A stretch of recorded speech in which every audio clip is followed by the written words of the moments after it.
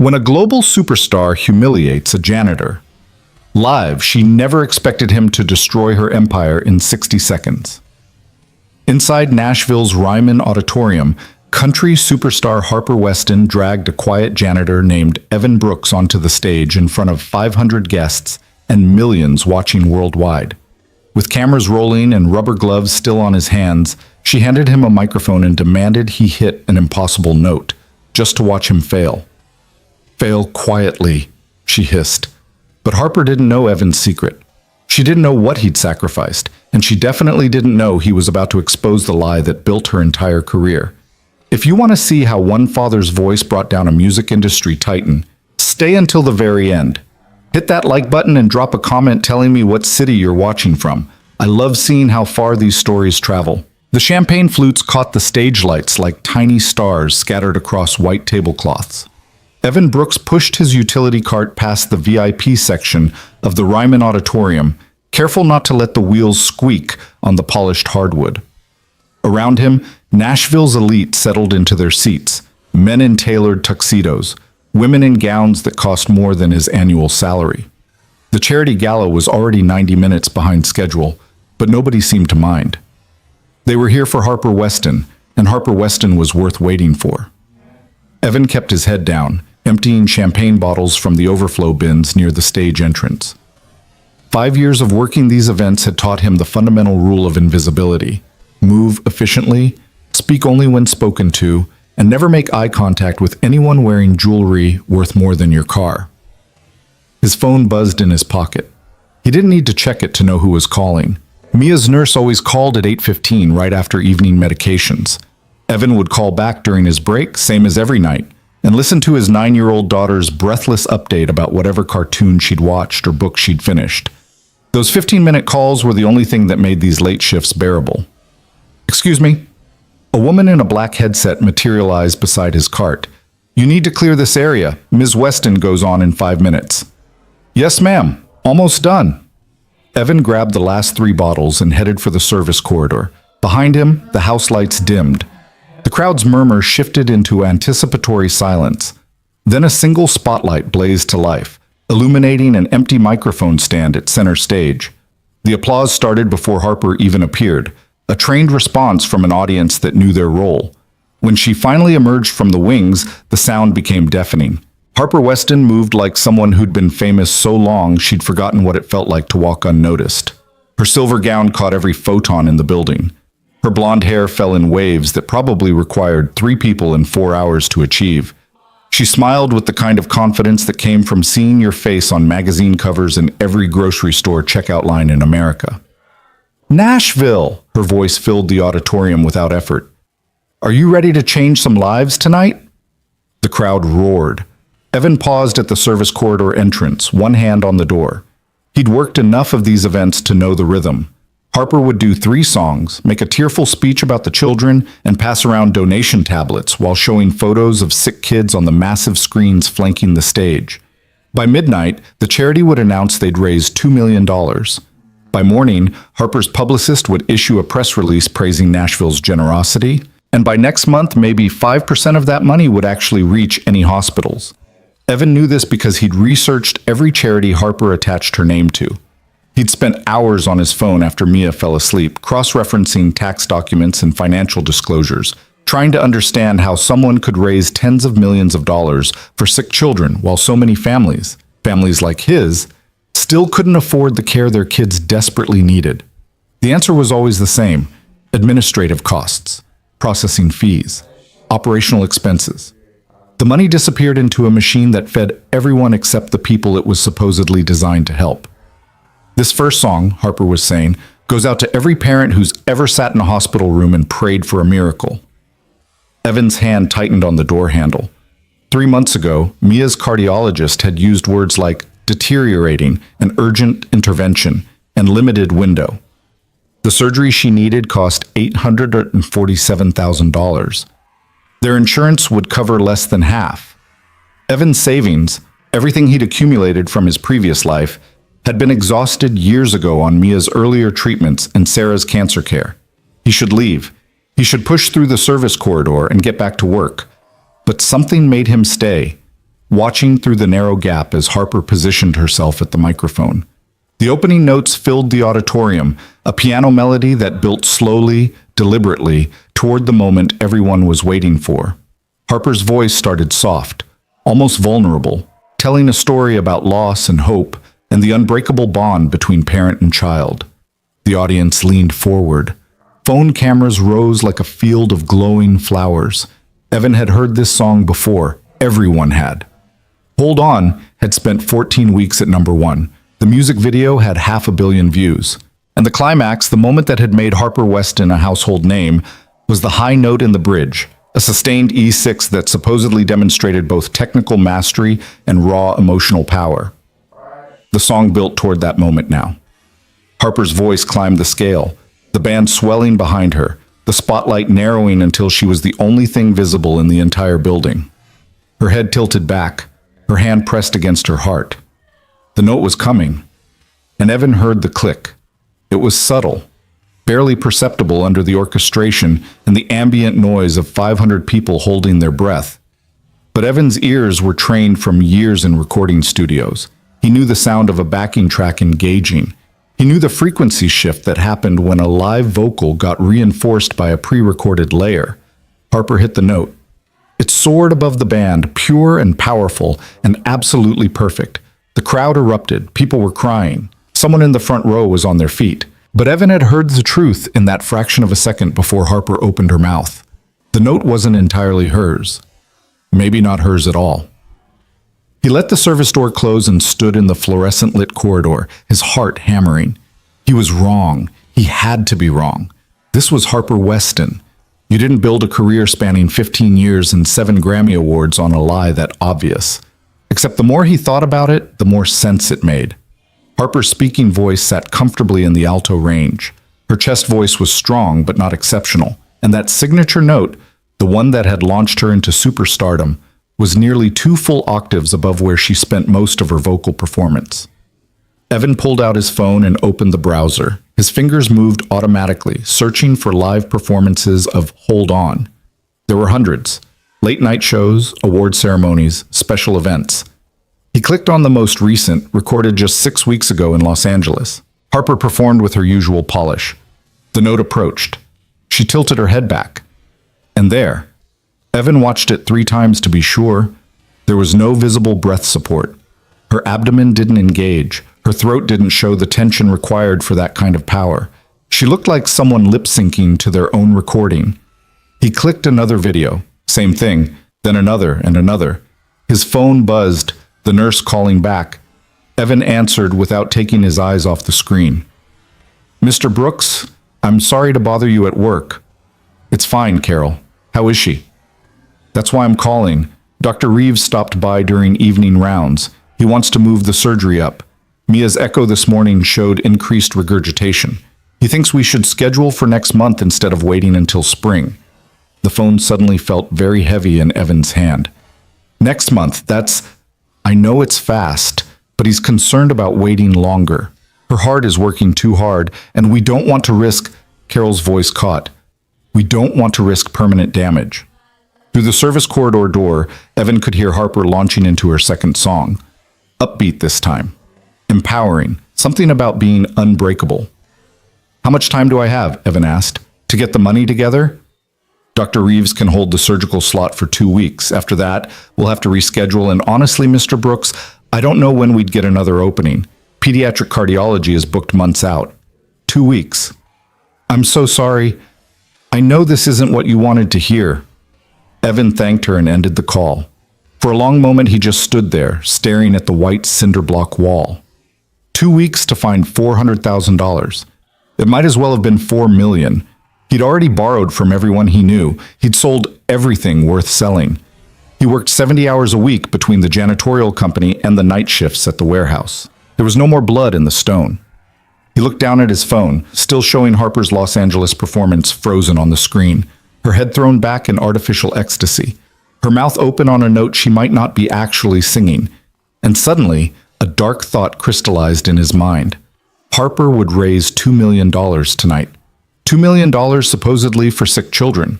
Children like Mia. And most of it would vanish into administrative costs, while Harper's team posted photos on social media and collected awards for philanthropy. Evan had walked away from the music industry 5 years ago for Mia.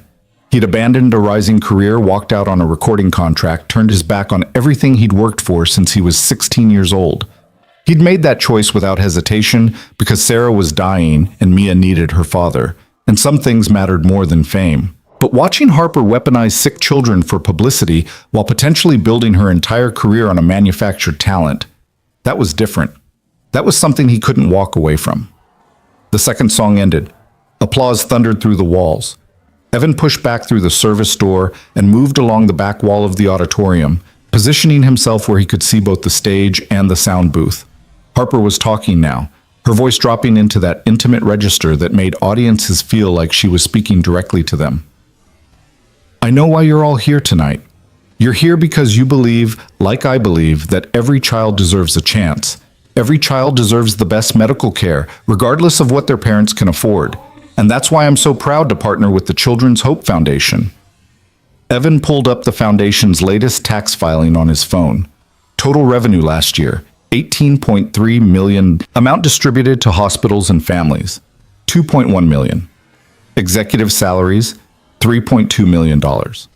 Processing fees, $4.7 million. Marketing and awareness, $5.8 million. And tonight, Harper continued, we're going to do something special. Every face you see on these screens is a child waiting for help, waiting for hope, and we're going to give it to them. The massive LED screens flickered to life. Children's faces appeared, dozens of them, cycling through every few seconds. Evan's breath caught. Third row, second from the left. Mia, her photo from last year's hospital admission, the one where she'd insisted on wearing her rainbow shirt even though it was too big, the one where she'd smiled for the camera despite the oxygen cannula and the IV port, and the fear in her eyes that she'd tried so hard to hide from him. Harper hadn't asked permission to use that photo. Nobody from the Children's Hope Foundation had ever contacted him. They'd pulled it from the hospital's publicity database, the one he'd agreed to when Mia was first admitted, back when he still believed that raising awareness actually helped people. Each of these children, Harper said, her voice trembling with practiced emotion, represents a family in crisis. A parent lying awake at night, wondering how they'll pay for treatment. A child who just wants to live long enough to see their next birthday. The tablets came out. Well-dressed volunteers moved through the aisles, each one carrying an iPad with a donation form loaded and ready. The suggested amount started at $5,000. Evan watched a woman in the front row tap her screen 3 times. $10,000 donated with less effort than it took to order coffee. Around the room, others followed. The total appeared on the screens, replacing the children's faces. $127,000, then $245,000, then $483,000. Harper clasped her hands together like she was praying. Nashville, you are incredible. You are, but we're not done yet, because I want to tell you about one child in particular. No. Evan's hands clenched into fists. This is Mia Brooks. Mia's face appeared alone on both screens, enormous and vulnerable. She's 9 years old. She loves reading and drawing and making her dad laugh, and she needs heart surgery that her family can't afford. When I met her story, I knew. I just knew. We had to help. Evan's vision narrowed. Harper had never met Mia. She'd never visited the hospital. She'd never spent 3 a.m. holding a terrified child who couldn't sleep because every heartbeat felt wrong. So here's what we're going to do. Harper's smile was radiant. Every dollar donated in the next 5 minutes will be matched by my foundation. Dollar for dollar. Let's change this little girl's life. The donation total exploded. People were standing now, waving their tablets, competing to see who could give more. $850,000, $1.2 million, $1.7 million. Evan's phone rang. Unknown number. He almost didn't answer. Mr. Brooks, this is Jennifer Valdez from the Children's Hope Foundation. I wanted to personally inform you that we've selected Mia as a featured recipient for tonight's gala. Ms. Weston is highlighting her case, and we anticipate receiving enough donations to fully fund her surgery. You're using her picture without permission. Actually, you granted permission when you signed the intake forms at St. Thomas Hospital. There's a clause about educational and fundraising purposes. But Mr. Brooks, this is wonderful news. Your daughter is going to get the help she needs. How much of the money donated tonight will actually go to her surgery? Silence. Then, carefully. Our foundation has operational costs, as I'm sure you understand, but we absolutely prioritize direct patient care. How much? We distribute funds based on need assessment and processing timelines. I can send you our annual report if you'd like to review our allocation methodology. How much of the money people are donating right now, thinking they're saving my daughter's life, will actually pay for her surgery? Another pause. I'm not authorized to discuss specific distribution percentages, but Mr. Brooks, I want to assure you that your daughter is a priority for... Evan hung up. On stage, Harper was wiping away tears that might or might not be real. The donation total had crossed $2 million. $2 million raised using Mia's face, Mia's story, Mia's fear, and Evan would be lucky if they saw 10 cents on the dollar. Thank you, Harper breathed into the microphone. Thank you so much. You've just restored my faith in humanity. And now, to celebrate what we've accomplished tonight, I want to do something special. I want to share this moment with someone who represents the heart of what we're fighting for. She shaded her eyes against the spotlight and looked out into the crowd. Her gaze swept the VIP section, then moved toward the back of the room, toward the service area where staff were supposed to be invisible, toward Evan. You, sir. Yes, you by the door. Come here, please. Every head in the auditorium turned. Evan froze. Harper was pointing directly at him, her smile encouraging, her gesture insistent. Don't be shy. Everyone, let's encourage him. Come on up here. The applause started, friendly, warm, urging him forward. People were standing, waving him toward the stage. A spotlight swung around and pinned him against the back wall like a moth on a board. Evan looked down at his uniform. The gray shirt with Elite Services embroidered over the pocket, the rubber gloves still on his hands from handling trash. He looked at Harper, radiant in her silver gown, completely in control of her domain. And he thought about Mia on those screens. About $2 million raised in her name, while a foundation representative couldn't tell him how much would actually help her. About a woman who'd built an empire on a voice that might not be entirely her own, now using his daughter's illness to burnish her reputation as a humanitarian. Evan pulled off his gloves and started walking. The crowd parted for him, their applause growing louder. Someone clapped him on the shoulder.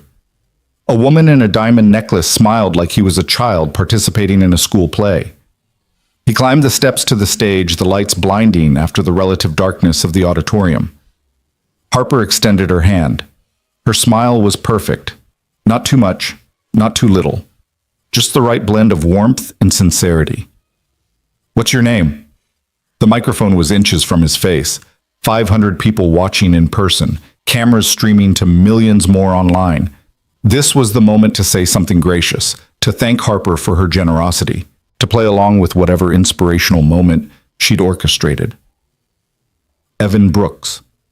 Harper's eyes widened fractionally, so quick most people probably missed it, but Evan saw the recognition, saw her make the connection between his name and the face that had been on her screens. Evan? She repeated, her voice somehow growing even warmer. Are you Mia's father? The crowd gasped. The applause became thunderous. Harper seized his hand with both of hers, squeezing like they were old friends reunited after years apart. Ladies and gentlemen, this is Mia's dad. This is the man we're helping tonight. Evan, I want you to know that we're going to take care of your little girl. We're going to make sure she gets everything she needs. The crowd was on its feet. Someone was crying. The cameras pushed closer, capturing every angle of this perfect moment of compassion and celebrity benevolence. Harper leaned close, her lips near his ear, her voice dropping below what the microphone could catch. Play along. Smile. Make this moment matter. But Evan wasn't looking at Harper. He was looking past her, toward the sound booth at the back of the auditorium, looking at the mixing board and the rack of processing equipment and the laptop running the backing tracks. I need to ask you something, Evan said, his voice level, speaking directly into the microphone. Harper's smile never wavered, but her grip on his hand tightened. Of course. Anything. This afternoon during sound check when you rehearsed Hold On, What were you using for the bridge? What track was cued on channel 7? The auditorium went very quiet. Harper's smile flickered. I'm not sure what you're asking. Channel 7 on your mixing board. The track labeled Bridge Vocal Support. I saw the engineer load it during rehearsal. Evan hadn't seen anything, but he'd spent enough years in studios to know how these things worked. What's on that track? That's a backing vocal, harmony support. Harper's publicist was moving toward the stage, urgency in every step. I'm not sure why we're discussing technical details at a charity event. It's not harmony. Evan kept his voice calm. It's lead vocal, pre-recorded, the exact note you're famous for. The crowd shifted, confused murmurs rippling through the rows. Harper tried to pull her hand free, but Evan held on. Not aggressively, just firmly enough that they stayed connected in front of all those cameras. I think you're mistaken, Harper said, her smile now looking strained. I've been singing that note for 15 years. Everyone knows. Then sing it now, right now. No track, no processing, just you and the microphone. This is absurd. Harper finally yanked her hand free. I'm not going to be ambushed at my own charity event by... She caught herself, reset her expression. By someone who clearly doesn't understand how professional audio production works. I understand perfectly. I spent 6 years working in the industry before I walked away. Evan turned to face the crowd. I'm not trying to ruin anyone's night. I'm just asking a simple question. If Harper can really hit that note, the note that made her famous, the note she's been selling for 15 years, then she should be able to do it right now, unprocessed, unenhanced, just her voice. The silence in the Ryman auditorium was absolute. 500 of Nashville's elite sat frozen, unsure whether they were watching a breakdown or a revelation. The live stream chat was probably exploding. Harper's publicist had reached the stage. She was speaking urgently to someone on her headset, gesturing toward security, but Harper waved her off. She straightened her shoulders and walked back to center stage, positioning herself at the microphone. Fine, she said, her voice cold now, all pretense of warmth abandoned. You want to hear me sing? Let me show you exactly what I think of people who try to tear down others. She nodded to her music director. The opening notes of Hold On began again, piano only this time, no backing tracks, no orchestration. Harper's voice came in clear and strong, hitting every note in the lower register perfectly. Evan watched the sound booth. The engineer was bent over his board, hands moving across faders. Whatever was about to happen, it would happen in the next 30 seconds. The song built toward the bridge. Harper's voice climbed the scale. Her technique was solid, proper breath support, good resonance, clean tone production. She was a genuinely talented singer, just maybe not talented enough for the note that had defined her career. The moment approached. Harper's hand pressed against her heart. Her head tilted back. She opened her mouth and the note came out thin, strained, a full step flat. She tried to correct, pushing harder, but overcorrected and went sharp. The vibrato turned into a wobble. She held it for maybe 3 seconds before her voice gave out entirely, ending the note early with a cough that she tried to disguise as artistic choice. The crowd didn't know how to react. A few people clapped uncertainly. Most just sat there, confused, waiting for someone to tell them what they'd just witnessed. Evan pulled out his phone. That note you just attempted? That's a D-sharp 6, approximately 1,244 hertz. The note on your recordings, the one you're famous for, sits cleanly at 1,218 hertz. That's an E6. You just missed it by a full semitone. I was affected by... Harper started, but Evan kept talking. I have 17 live performances downloaded here. Different venues, different dates, going back 8 years. You want to know what's interesting? In every single one, when you hit that note, there's no visible breath support. Your abdomen doesn't engage. Your throat doesn't show tension. And the frequency analysis shows a consistency that's impossible in live performance. The note is identical, exactly identical, every single time. He looked up from his phone. Harper's face had gone pale under her stage makeup. That's not possible, Evan continued, unless it's not actually you singing it. Get him off my stage. Harper's voice was shaking now, the careful control finally breaking. Get him off right now. But before security could move, a voice called out from the sound booth. She's right. It's not her. Every head turned. Harper's sound engineer stood at the railing of the booth, his hands gripping the metal bar. "I've been running the track for 7 years," he said, his voice carrying in the shocked silence. "Harper can't hit that note. She never could. The vocal is from a session singer named Melissa Torres. We recorded it in 2016, and we've been using it ever since." The auditorium exploded. People were shouting, pulling out phones, trying to process what they'd just heard. Harper stood frozen at center stage, her mouth opening and closing without sound. "You're fired," she finally managed. "You're absolutely fired, and I'll sue you for telling the truth?" The engineer shook his head. "I've got the session files, the contracts, the payments to Melissa, all of it. I kept copies because I knew someday this would come out." Harper turned on Evan, her face twisted with rage. "You have no idea what you've just done. No idea who you're dealing with." "I know exactly who I'm dealing with." Evan's voice was quiet, but it carried to every corner of the room. "You're someone who uses sick children to make yourself look good, who raises millions of dollars in their names while spending most of it on yourself, who built a career on someone else's voice and someone else's talent. And when your engineer just told the truth, your first instinct was to threaten him. I've given more to charity than you'll make in your entire lifetime. You've given press releases and photo opportunities. You've given people like me false hope while taking their children's faces for your publicity machine. My daughter is up on those screens right now, and I never gave you permission to use her that way. I never agreed to let you profit off her illness." Harper looked out at the crowd, at the donors, the celebrities, the media cameras still recording everything. Evan could see her calculating, trying to find the angle that would salvage this, trying to find the narrative that would make her the victim. "Everyone here knows I'm a real singer," she said, her voice strengthening. "I've done hundreds of shows. I have 7 Grammys. Just because I use studio support on one note doesn't negate 15 years of Then prove it." Evan stepped forward. "Sing it, right now. Show everyone that your engineer is lying. Hit the note you're famous for, and I'll apologize to everyone in this room. I'll call myself a liar on every social media platform you want.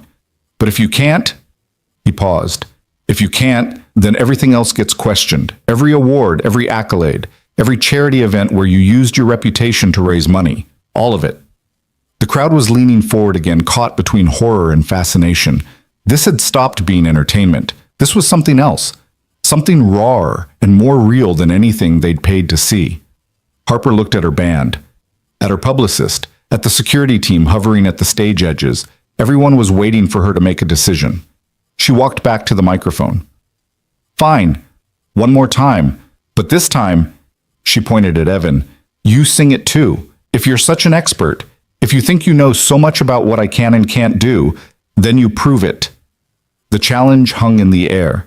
Evan felt the weight of 500 gazes. Behind those gazes, millions more watching the live stream.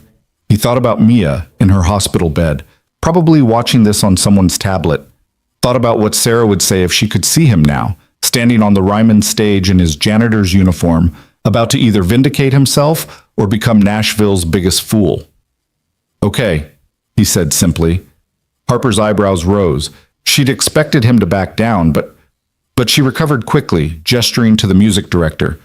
"From the bridge, piano and vocal only." The piano started. Evan closed his eyes and did something he hadn't done in 5 years. He thought about singing not as a father trying to comfort his daughter, but as a performer. He felt his body remember how to stand, how to breathe, how to let the sound come from somewhere deeper than just his throat. Harper sang first. She gave it everything. Full power, maximum technique, every trick she'd learned in 15 years of professional performance. The note came out stronger than before. Better. But still not quite there. Still a little flat, still wavering at the end. Then it was Evan's turn. He thought about Mia's smile when she was healthy, about Sarah's hand in his the night before she died, about every choice he'd made and every sacrifice he'd accepted and every moment he'd wondered if walking away from music had been the right decision. And he sang. The note came out clean and pure, not perfect, but real. He hit the E6 and held it, feeling his voice open up in ways it hadn't in years. Then, because Harper had asked for proof, he went higher. E sharp. F. He held the F6 for 3 full seconds before bringing it back down in a controlled descent. The auditorium erupted. People were on their feet, screaming, applauding, their faces showing the kind of raw emotion that Harper had been trying to manufacture all night. This wasn't performance. This was truth, and everyone could hear the difference. Evan opened his eyes. Harper stood 5 feet away, her face unreadable. The applause continued, wave after wave crashing against the stage. The live stream view counter was spinning so fast it was almost unreadable. "I never wanted this," Evan said, speaking just to Harper now, his voice too quiet for the microphone. "I never wanted to come after you. I just wanted my daughter to live." Harper's eyes glistened, real tears this time, Evan thought. "You just destroyed everything I built." "No, you did that yourself. I just stopped pretending not to see it." Security was moving in now, finally getting their instructions, but it was too late. The truth was out. The live stream had caught everything. By morning, every news outlet in the country would be running the story. Harper Weston, exposed by a janitor. As security escorted him off the stage, Evan looked back one last time. Harper stood alone under the spotlight, the crowd still applauding, but the sound taking on a different quality now. Not celebration, uncertainty, the beginning of doubt. And Evan thought, not with satisfaction, but with the kind of exhausted certainty that came from finally doing something that couldn't be undone, that sometimes systems only changed when people refused to stay quiet. Even when staying quiet would have been so much easier. The security guard's hands on his shoulders were firm, but not rough. They guided Evan down the stage steps, while behind them, Harper's publicist was already at the microphone, her voice professionally calm as she tried to regain control of the narrative. Something about technical difficulties and misunderstandings, and how they'd be releasing a full statement. But her words were drowned out by the chaos in the auditorium, hundreds of conversations erupting simultaneously, phones held high capturing every moment, the foundation volunteers frozen in the aisles with their donation tablets. Evan let himself be led through the service corridor without resistance. His hands were shaking now that the adrenaline was fading. What had he done? He just accused one of the most powerful women in country music of fraud in front of millions of witnesses. He'd exposed her biggest secret on a live stream that was probably being downloaded and shared across every platform imaginable. And he'd done it while wearing a janitor's uniform with his name embroidered on the pocket. "Sir, we're going to need you to wait in the security office." The guard on his left was young, maybe 25, and he kept glancing back toward the stage like he couldn't quite believe what he'd just witnessed. "Management wants to speak with you before you leave." They turned a corner and nearly collided with Harper's sound engineer. Marcus Chen had worked with Harper for 7 years, according to the articles Evan had read during his research. He was standing against the wall, his face pale, his phone pressed to his ear. "I don't care," Marcus was saying to whoever was on the other end. "I'm done lying. If they want to sue me, let them sue. I've got everything documented." He ended the call and looked at Evan. "That was my lawyer. He thinks I'm insane." "You didn't have to back me up," Evan said. "You didn't have to say anything." "Yes, I did." Marcus rubbed his face with both hands. "I've been waiting 7 years for someone to call it out. 7 years of running that track every single show, watching Harper take credit for someone else's talent, watching her build an empire on a lie. You know what the worst part is? Melissa Torres, the woman who actually sang that note, she got paid $3,000. $3,000 for the vocal that made Harper Weston a superstar. One of the security guards cleared his throat. "Sir, we really need to—" "Where is she?" A woman's voice echoed down the corridor. "Where's the man who was on stage?" They all turned. A woman in her 50s was striding toward them, her press credentials bouncing against her chest. Behind her, a cameraman struggled to keep up. "Mr. Brooks? I'm Diane Sutherland from News Channel 5. Can I ask you a few questions?" "No press," the security guard said immediately. "Ma'am, you need to return to the auditorium." "The auditorium is in chaos." Half the crowd is demanding refunds, and Harper's team has locked themselves in her dressing room. Diane pulled out her phone and showed Evan the screen. "You're trending #1 nationwide. Janitor exposes Harper Weston. 20 million views in the last 15 minutes. Evan's stomach dropped. 20 million people had watched him destroy someone's career. 20 million people had seen him in his work uniform calling out one of the biggest stars in music. "I need to go," he said suddenly. I need to get to the hospital. Sir, management still wants to speak with you. Then they can call me. Evan pulled free from the guard's loose grip. My daughter is in a hospital room watching this on TV, and she's probably terrified. I need to be with her. He pushed past Diane and her cameraman, past Marcus, who called something after him, past a cluster of staff members who stared as he went by. He found the employee exit and burst out into the Nashville night, the December air cold against his flushed face. His truck was parked 3 blocks away in the employee lot. Evan ran the whole distance, his dress shoes slapping against pavement, his breath coming in white clouds. He fumbled with his keys and finally got the door open, sliding behind the wheel of the 15-year-old Tacoma that had been Sarah's before she got too sick to drive. His phone was ringing. Unknown number. He ignored it. It rang again immediately. Another unknown number. Then a text from his supervisor at Elite Services. Call me now. Evan started the engine and pulled out of the lot. The drive to St. Thomas Hospital normally took 20 minutes. He made it in 12, his mind racing faster than the truck. What would he tell Mia? How could he explain what she'd just seen? She was 9 years old. She didn't understand industry politics or corporate fraud or why her father had just humiliated someone on live television. The parking garage was nearly empty at this hour.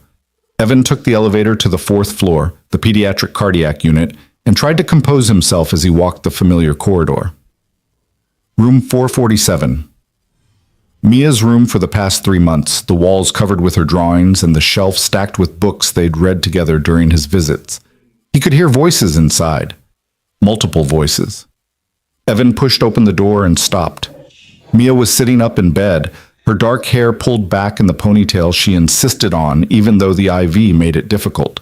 Her oxygen cannula was in place, the monitor beside her bed showing numbers Evan had learned to interpret with the precision of a cardiac nurse. But she wasn't looking at him. She was looking at the 3 people crowded around her bed.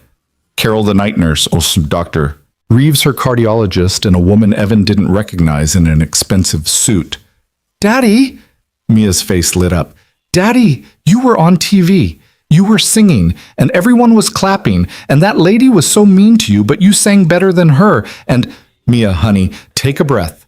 Evan moved to her side, checking her oxygen saturation automatically. 94%. Not terrible, but not great. You're supposed to be sleeping. How could I sleep? You were on TV singing. You never sing anymore. Not like that. Not the way you used to before... She stopped, the light in her eyes dimming slightly. Before your mom died. Evan knew what she'd been about to say. Before everything changed. Dr. Reeves stepped forward.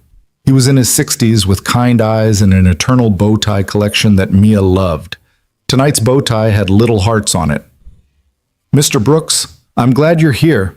We need to talk about the publicity from tonight's event. The publicity? Evan looked at the woman in the suit. Who are you? Samantha Rodriguez. I'm the director of communications for St. Thomas Hospital. She extended her hand, which Evan didn't take. Mr. Brooks, I want you to know that the hospital had no involvement in your daughter's image being used at tonight's gala. We provide photos to accredited charities upon request, but we had no knowledge that you gave them her picture. Evan's voice was flat. Without asking me. Without telling me they were going to put her face on massive screens in front of millions of people. The consent form you signed when Mia was admitted includes a clause about educational and fundraising purposes. Educational and fundraising for the hospital, not for some celebrity's vanity charity that spends 90 cents on the dollar on operational costs. Samantha's expression tightened. I understand you're upset, and you have every right to be. But what I need you to understand is that your actions tonight have created a significant situation. The Children's Hope Foundation is threatening to pull their partnership with us. They're claiming you defamed them and Harper Weston in front of a global audience. I told the truth. Perhaps. But the truth has consequences, Mr. Brooks. She pulled a tablet from her leather bag and turned it toward him. This is the hospital's patient portal. Do you see the funding column next to Mia's name? Evan looked. The number that had been there this morning, the partial commitment from the Children's Hope Foundation that Carol had mentioned, was gone, replaced by zeros. They've rescinded their pledge, Samantha continued. Not just for Mia, for 17 other children who were supposed to receive support from tonight's gala. They're claiming the event was compromised by your accusations, and they can't in good conscience distribute funds raised under false pretenses. The room tilted.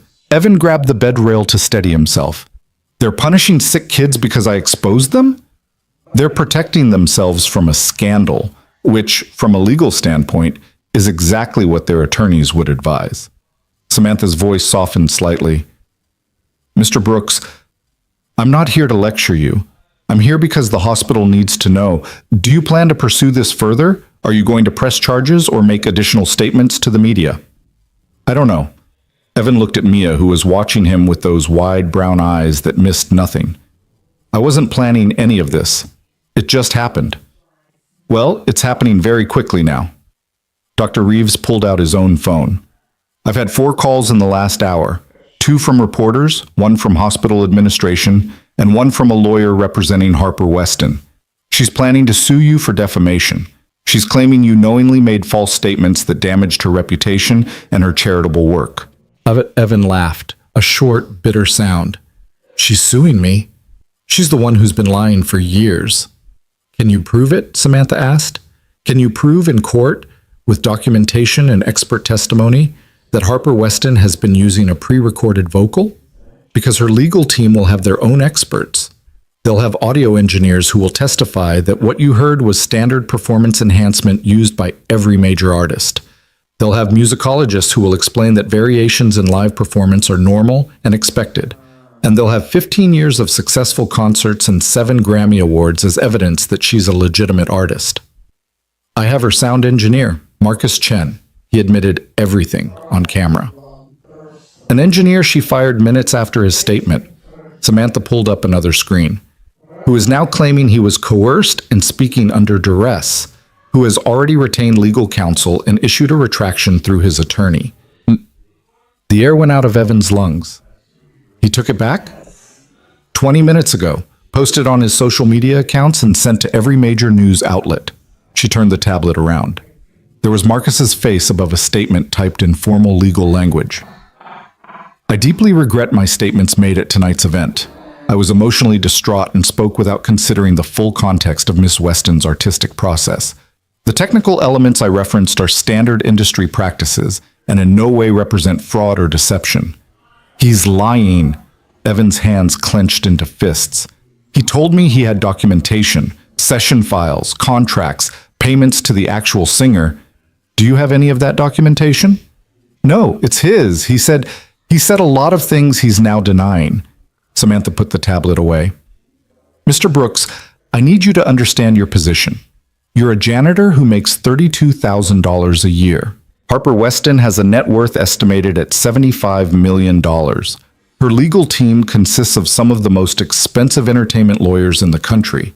If she sues you for defamation, you'll be buried in legal fees before the case even gets to discovery. Then I'll represent myself. And lose, definitely and completely. Dr. Reeves moved closer, his voice gentle. Evan, I've known you for 3 years. I know you're a good father who would do anything for his daughter. But what you did tonight, however justified it might feel, put Mia at risk. Evan looked at his daughter.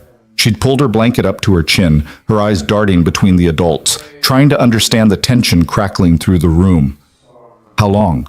He asked quietly. How long does Mia have if we don't do the surgery? Dr. Reeves hesitated. Her heart is deteriorating faster than we anticipated. The regurgitation is increasing, which means her heart is working progressively harder to pump blood. If we don't intervene soon, we risk permanent damage to the cardiac muscle. After that point, even surgery might not restore full function. How long? 6 weeks. Maybe 8. After that, we're looking at a heart transplant scenario, which is far more complicated and has significantly lower success rates for pediatric patients. 6 weeks. Evan closed his eyes. He'd been trying to raise $400,000 for months. Every attempt had failed. Every loan application rejected. Every fundraiser falling short. And now the one source that might have helped, the foundation that had used Mia's face to guilt people into donating, had pulled their support entirely. There might be another option, Samantha said carefully. Harper's attorney mentioned that they'd be willing to discuss a settlement. If you were to issue a public apology, admit that you made your statements in emotional distress without proper evidence, and agree not to make any further claims about Ms. Weston's vocal abilities. They'll pay for Mia's surgery, Evan finished. That's the offer? The attorney suggested they would make a goodwill donation to Mia's medical fund, enough to cover the remaining costs. And they'd set up an educational scholarship in her name, $200,000 for college. It was a good offer, more than good. It was everything Evan needed. Mia's surgery fully funded, her future secured. All he had to do was call himself a liar, stand in front of cameras and say that he'd been wrong, that he'd been emotionally compromised, that Harper Weston was exactly the talented artist and generous philanthropist she claimed to be. Daddy? Mia's small voice cut through his thoughts. Are you okay? He opened his eyes and looked at her. Really looked at her. She was so small in the hospital bed, surrounded by machines that kept her alive. Her face was the same face Sarah had loved, the same dark eyes, the same stubborn chin. She'd inherited Sarah's fierce spirit too, that refusal to accept things just because someone with authority said they were true. Sarah had been a teacher before the cancer. She'd taught high school English, and she'd always told her students the same thing: the truth matters. Even when it's hard, even when it costs you something, especially then. Mr. Brooks? Samantha prompted. The offer is only available for the next 24 hours. After that, Harper's team will proceed with their lawsuit, and there won't be another opportunity for settlement. Evan pulled out his phone. His social media accounts were exploding, thousands of messages, most supportive, some viciously attacking him. He clicked on the video that someone had posted. The moment on stage. Harper failing to hit the note. Evan succeeding. The applause. The chaos.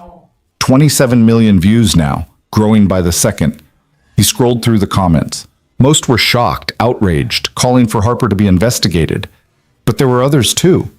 People defending her, people saying Evan was jealous, bitter, trying to ride her fame, people questioning his motives, his mental state, his fitness as a parent for putting his daughter through this.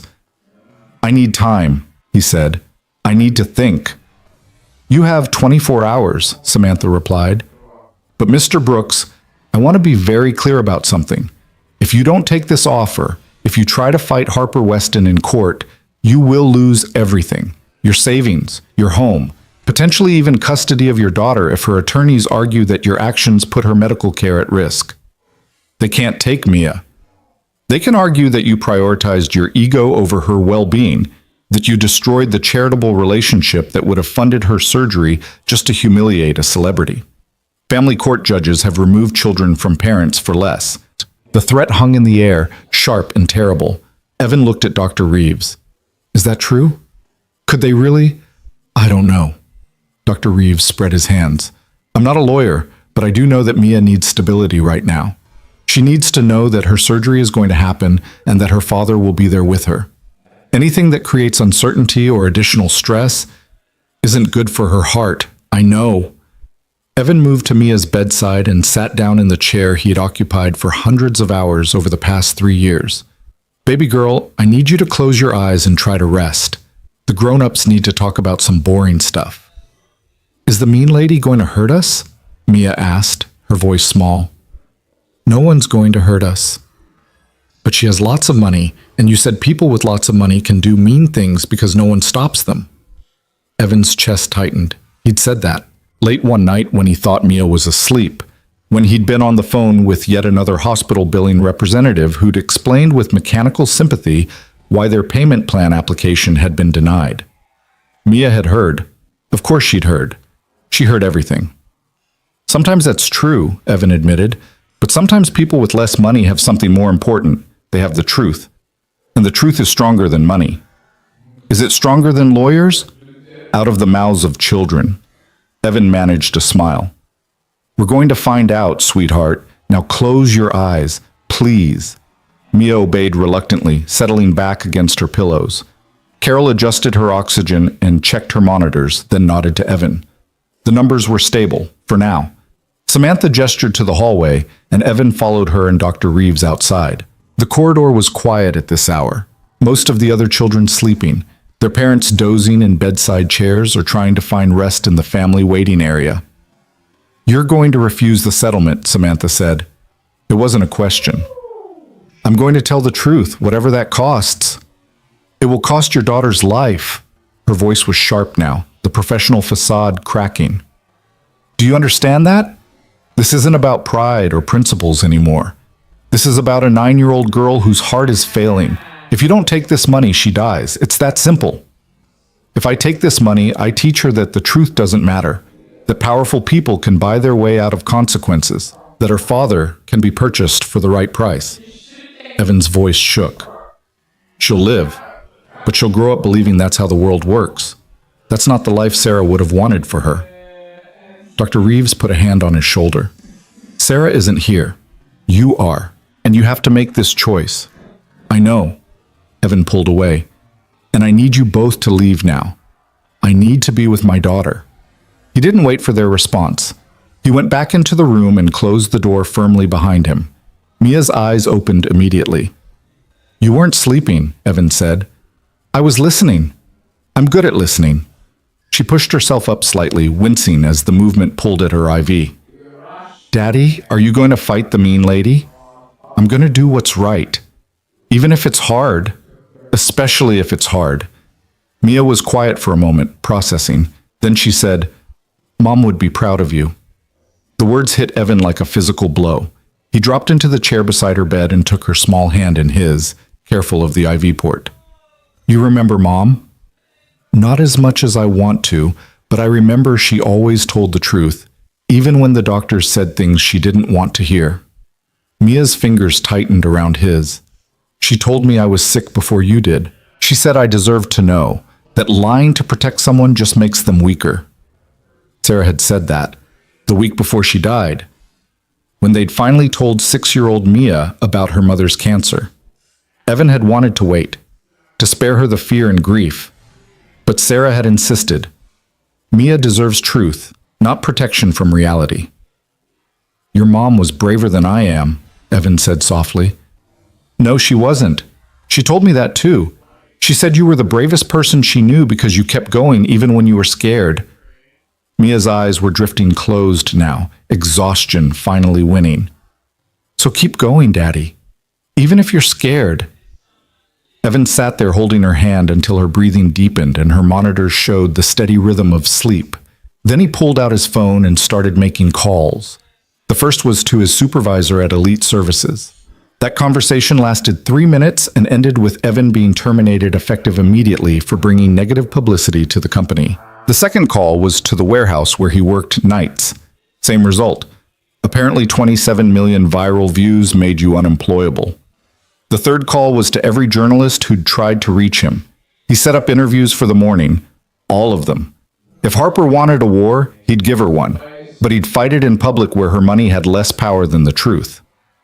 His phone buzzed with an incoming call. Unknown number, but Evan answered anyway. "Mr. Brooks? This is Melissa Torres." Evan sat up straighter. "The singer? The one who actually sang the note that made Harper Weston famous?" "Yes." Her voice was warm with a slight Texas accent. "I've been watching the news. I've been watching for 7 years, actually, waiting for someone to finally call her out. Marcus Chen said you got paid $3,000. $3,000 and a non-disclosure agreement that will bankrupt me if I violate it." Melissa laughed, but there was no humor in it. "But here's the thing, NDAs don't apply if someone else reveals the truth first. You did that. You opened the door, so now I can walk through it. You'll testify? You'll come forward with evidence? I'll do better than that. I have the original session files. I have the contract showing Harper's team hired me specifically to record the high note because she couldn't hit it. I have emails from her vocal coach admitting that her range tops out at D6, and I have 17 separate recordings where my voice was used in place of hers." Melissa paused. "I also have a lawyer who's been waiting 7 years for this moment. He works on contingency for cases like this, cases where the truth got buried by money and power." Evan's hand trembled as he gripped the phone. "Why? Why would you help me? You don't even know me." "Because you have something I don't have. You have nothing left to lose." Her voice softened. "I read about your daughter. I know why you did what you did tonight.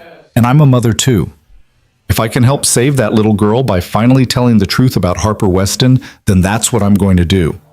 She gave him her lawyer's contact information and made him promise to call first thing in the morning. When Evan hung up, he sat in the darkness of Mia's hospital room and let himself feel something he hadn't felt in years. Hope. It was dangerous. Hope had disappointed him so many times before. But as he watched his daughter sleep, her chest rising and falling with the support of oxygen she shouldn't need, he thought about what Sarah used to say about systems that seemed impossible to change. Someone has to be first. Someone has to refuse to play along. And sometimes that someone is just an ordinary person who got tired of pretending the emperor was wearing clothes. Evan pulled out his laptop, the old one that barely held a charge, and started writing. An email to the journalists. A statement laying out everything he knew, everything Marcus had said before he recanted, everything he'd observed over 5 years of working in an industry that valued image over integrity.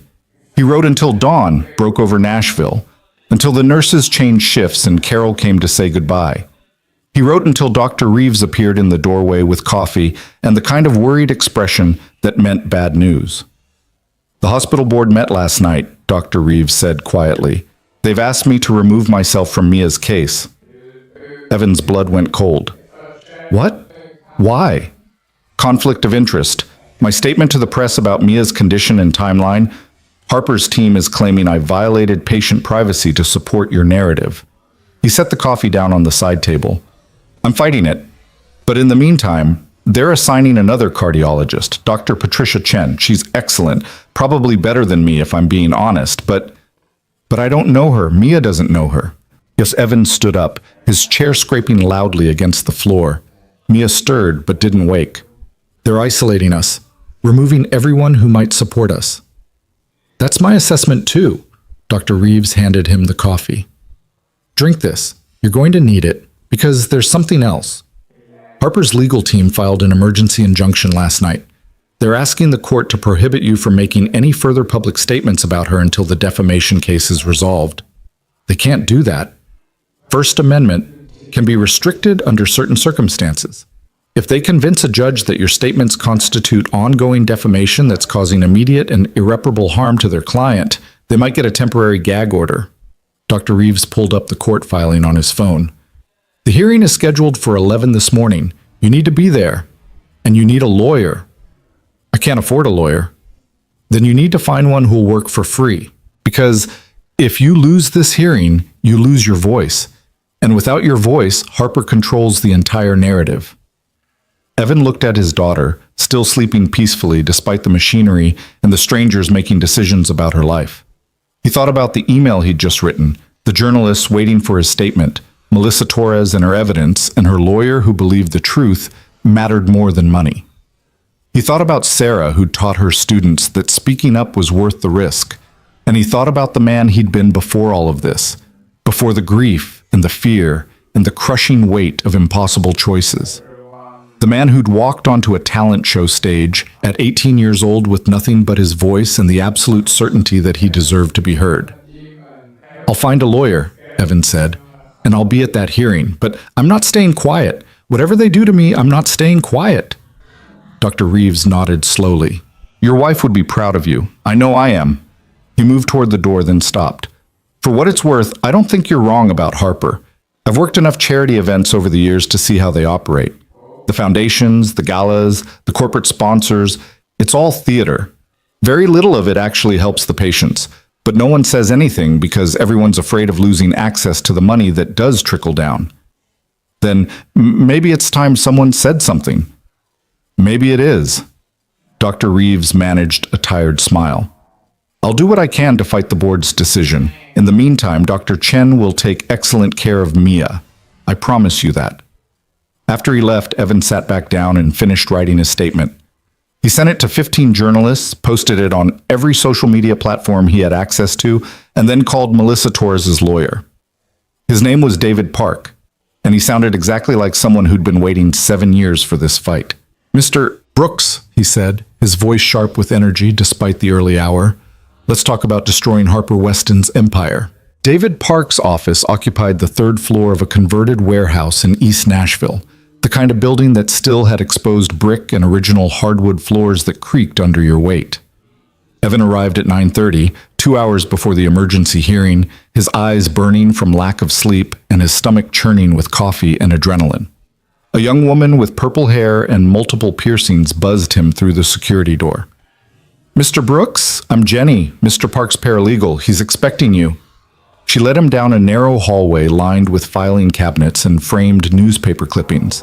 Evan caught glimpses of headlines as they passed. Local attorney wins $3 settlement against record label. Music industry fraud exposed in landmark case. David Park, the lawyer Nashville's elite love to hate. The office at the end of the hall was cramped and chaotic, every surface covered with legal documents, case files, and what appeared to be at least 6 different laptops in various states of operation. David Park sat behind a desk that looked like it had survived a small explosion, his fingers flying across a keyboard.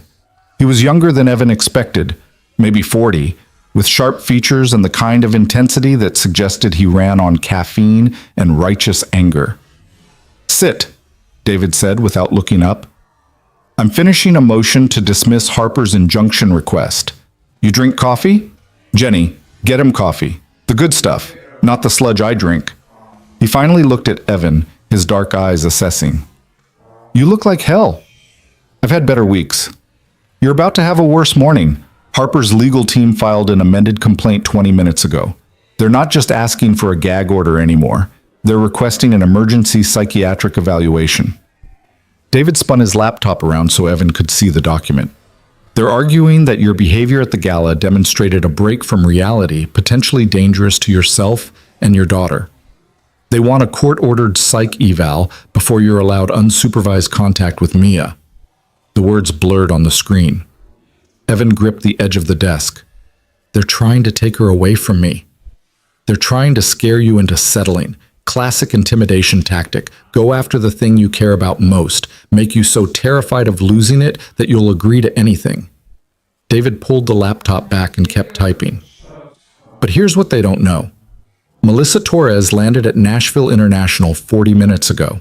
She's bringing physical evidence, the original master files from the recording session, including timestamps, frequency analysis, and contractual documentation proving Harper paid her to record vocals that were then presented as Harper's own work." Marcus Chen retracted his statement. "Won't that undermine Melissa's credibility?" Marcus was coerced into retracting. "I've already got 3 witnesses who'll testify that Harper's team threatened to blacklist him from the entire industry if he didn't recant. Fear-based retractions actually strengthen our case. They demonstrate a pattern of intimidation and suppression of truth." David hit a final key with emphasis and sat back. Here's what's going to happen in that courtroom. Harper's attorney, a man named Richard Voss, who charges $800 an hour, will argue that you're an unstable individual having a mental health crisis. He'll paint you as a failed musician bitter about your career, jealous of Harper's success, willing to exploit your sick daughter for attention. He'll present expert testimony about audio production techniques and how what you interpreted as fraud is actually standard industry practice. And he'll ask the judge to silence you immediately before you cause further damage to his client's reputation and livelihood. And what are we going to do? We're going to let him talk himself into a corner. Then we're going to present Melissa Torres, who will testify under oath that she was hired specifically because Harper couldn't hit the note that became her signature. We're going to present the session files that prove the vocal everyone knows as Harper's is actually Melissa's. And we're going to present testimony from other industry professionals who've been silenced by NDAs and intimidation, but are now willing to come forward because you gave them cover. David leaned forward. "Evan, you didn't just expose one lie. You kicked open a door that Harper's been keeping locked for 15 years. And now everything behind that door is spilling out." Jenny returned with coffee in a mug that said, "I'm not arguing, I'm just explaining why I'm right." Evan wrapped his hands around it, grateful for the warmth. "There's something else," David continued. "The social media response to your statement this morning. It's exploding, 43 million views and counting. Musicians are coming forward with their own stories about Harper, backing vocalists who were uncredited, songwriters who didn't get paid, opening acts who were blacklisted after they outshone her. The narrative is shifting. You're not the villain anymore. You're the whistleblower. Evan's phone buzzed. He glanced at the screen and felt his stomach drop. St. Thomas Hospital. He answered immediately. Mr. Brooks, this is Dr. Chen.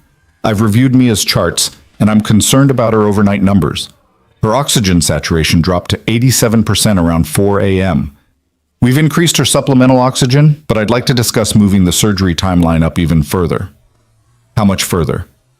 Within the next 2 weeks, if possible. Her heart is decompensating faster than the previous projections indicated. Dr. Chen's voice was professionally calm, but Evan heard the urgency underneath. I know the financial situation is complicated, but from a purely medical standpoint, we can't afford to wait much longer. 2 weeks. The same timeline the foundation had given him before pulling their support. Except now he had no foundation, no settlement offer, and 2 jobs he'd already lost. I'll figure it out, Evan said. Just keep her stable. We'll do everything we can, but Mr. Brooks, I need you to understand the reality here. Without intervention soon, Mia's prognosis becomes significantly worse. We're approaching the point where surgery might not be enough. The call ended. David was watching him with an expression that suggested he'd heard enough to understand. The surgery costs $400,000, Evan said flatly. I have $17,000 in savings. Harper's settlement offer would have covered everything. Now she's suing me instead, and my daughter has 2 weeks. Then we win this case fast, and we win it decisively. David stood and grabbed a leather messenger bag that had seen better days. Because Harper's not just going to lose this lawsuit. She's going to lose her credibility, her contracts, and her ability to weaponize the legal system against people who can't afford to fight back. And when she loses, she's going to pay. We'll countersue for malicious prosecution, abuse of process, and intentional infliction of emotional distress.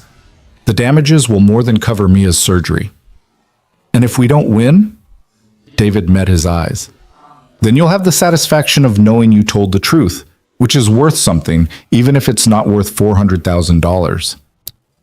The Davidson County Courthouse was a concrete monument to bureaucratic architecture, all harsh angles and tinted windows that turned the Tennessee sun into something cold and institutional. Evan followed David through security, hyper-aware of the cameras following their movement. News vans lined the street outside, reporters doing stand-ups with the courthouse steps as their backdrop. Jenny had warned him that the hearing was technically open to the public, which meant the gallery would be packed with journalists, industry observers, and people with nothing better to do than watch a janitor fight a superstar. The courtroom was smaller than Evan expected, with wooden benches that creaked and fluorescent lights that buzzed. Harper was already seated at the plaintiff's table with her legal team. 4 attorneys in expensive suits, all of them projecting the kind of confidence that came from never having lost a case they cared about. Harper herself wore a navy dress that probably cost more than Evan's truck, her blonde hair pulled back in a style that managed to look both professional and sympathetic. She didn't look at him as he entered. Richard Voss stood when the judge entered. Judge Patricia Martinez was in her 50s, with steel gray hair and the kind of face that suggested she'd heard every possible variation of bullshit and remained unimpressed by all of it. She settled into her chair and reviewed the case file in front of her. This is an emergency hearing on the plaintiff's motion for a temporary restraining order and psychiatric evaluation, Judge Martinez said without preamble. Mr. Voss, you have 30 minutes to convince me why I should restrict Mr. Brooks's First Amendment rights. Make it count. Voss stood smoothly, his movements practiced. Your Honor, thank you. This case concerns a pattern of defamatory statements made by the defendant, Evan Brooks, against my client, Harper Weston. Mr. Brooks, who was employed as a janitor at the venue where Miss Weston was performing at a charitable event, used the platform of that event to make false and malicious claims about her artistic abilities and professional integrity. He clicked a remote, and a screen descended behind the judge's bench. Video footage began to play, the moment from the gala. Evan watching it now, from the outside, understanding how it must have looked to people who didn't know the context. His accusations, Harper's failed attempt at the note, the chaos that followed. Mr. Brooks claimed in front of 500 witnesses and millions of online viewers that Ms. Weston has been using pre-recorded vocals to fake her signature high note. This claim, made without evidence and without expertise, has caused catastrophic damage to my client's reputation and livelihood. Within 24 hours of Mr. Brooks's statements, Ms. Weston lost 3 major endorsement deals worth a combined $12 million. Her concert tour, which was set to begin next month, is now in jeopardy as venues reconsider their contracts. And the charitable foundation she founded, which has raised over $50 million for sick children, is facing donor demands for refunds and investigations into its financial practices. Voss paused, letting the numbers sink in. Evan felt the weight of every gaze in the courtroom. But the damage goes beyond financial, Voss continued. Ms. Weston has received death threats. She's been harassed on social media by thousands of people calling her a fraud and a liar. She's been forced to hire additional security because of concerns for her physical safety. All because Mr. Brooks decided to use a charity event as a platform for his personal vendetta. Personal vendetta? Judge Martinez looked up from her notes. What's the basis for that characterization? Mr. Brooks is a failed musician, Your Honor. 7 years ago, he was a contestant on a televised singing competition.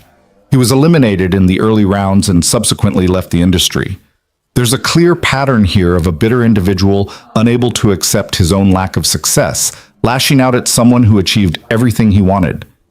David was on his feet. Objection. That's not evidence. That's speculation about my client's mental state. I'm establishing context, Your Honor, Voss said smoothly. Context that becomes relevant when we discuss our request for a psychiatric evaluation. Mr. Brooks's behavior at the gala was erratic and aggressive. He physically confronted Miss Weston on stage. He made accusations without evidence, and when given the opportunity to resolve this matter privately, he refused and instead escalated by releasing a lengthy statement to the press containing additional defamatory claims. Voss clicked his remote again. Screenshots appeared on the screen. Evan's social media posts from that morning. The statement he'd written in Mia's hospital room, laying out everything he knew about Harper's vocal deception and the Children's Hope Foundation's financial practices. This is not the behavior of a rational individual seeking justice, Voss said. This is the behavior of someone experiencing a mental health crisis. And Your Honor, we have concerns about Mr. Brooks's daughter. He's raising a 9-year-old child with serious medical needs while exhibiting increasingly unstable behavior. We believe a court-ordered psychiatric evaluation is necessary not just to assess Mr. Brooks's competency in this legal matter, but to ensure the safety and well-being of his daughter. The gallery erupted in murmurs. Judge Martinez's gavel came down hard. Quiet, or I'll clear this courtroom. She looked at Voss. Counselor, you're asking me to order a psych eval on a father based on the fact that he made public accusations against your client. That's a significant overreach unless you have evidence of actual mental instability or danger. We have evidence that Mr. Brooks has made increasingly paranoid statements about Ms. Weston and the charitable foundation. He's claimed without proof that the foundation is engaged in financial fraud. He suggested that Ms. Weston deliberately exploited his daughter's illness for publicity. He's constructed an elaborate conspiracy theory about the music industry suppressing the truth about Ms. Weston's abilities. Voss's voice took on a tone of concerned reasonableness. Your Honor, these are not the statements of someone thinking clearly. They're the statements of someone who needs help. Judge Martinez turned to David. Mr. Park, I assume you have a response to this characterization of your client as mentally unstable? I do, Your Honor. David stood and buttoned his jacket. But first, I'd like to note that opposing counsel has spent 20 minutes talking about damages and mental health without addressing the central question. Are Mr. Brooks's statements true? Because if they're true, they're not defamatory. Truth is an absolute defense to defamation, as Mr. Voss well knows. We dispute that any of Mr. Brooks's statements are true, Voss interjected. Then let's test that dispute right now. David gestured to the gallery. Your Honor, I have a witness present who can provide direct evidence about the claims Mr. Brooks made. I'd like to call Melissa Torres to testify. Voss was on his feet immediately. Your Honor, this is an emergency hearing on a motion for temporary relief. It's not a full trial on the merits. Witness testimony is not appropriate at this stage. Witness testimony is absolutely appropriate when determining whether to restrict someone's constitutional rights, David shot back. You want to silence my client by claiming he's making false statements. I want to prove his statements are true. Let the witness testify. And then Your Honor can make an informed decision about whether Mr. Brooks should be gagged and psychiatrically evaluated for telling the truth. Judge Martinez considered this. I'll allow brief testimony limited to the specific claims Mr. Brooks made about the vocal recording. Ms. Torres, please approach the witness stand. Melissa Torres walked from the gallery with the kind of composure that came from years of performing under pressure. She was in her mid-40s, with dark hair and a presence that commanded attention without demanding it. After she was sworn in, David approached the witness stand. Ms. Torres, please tell the court your professional background.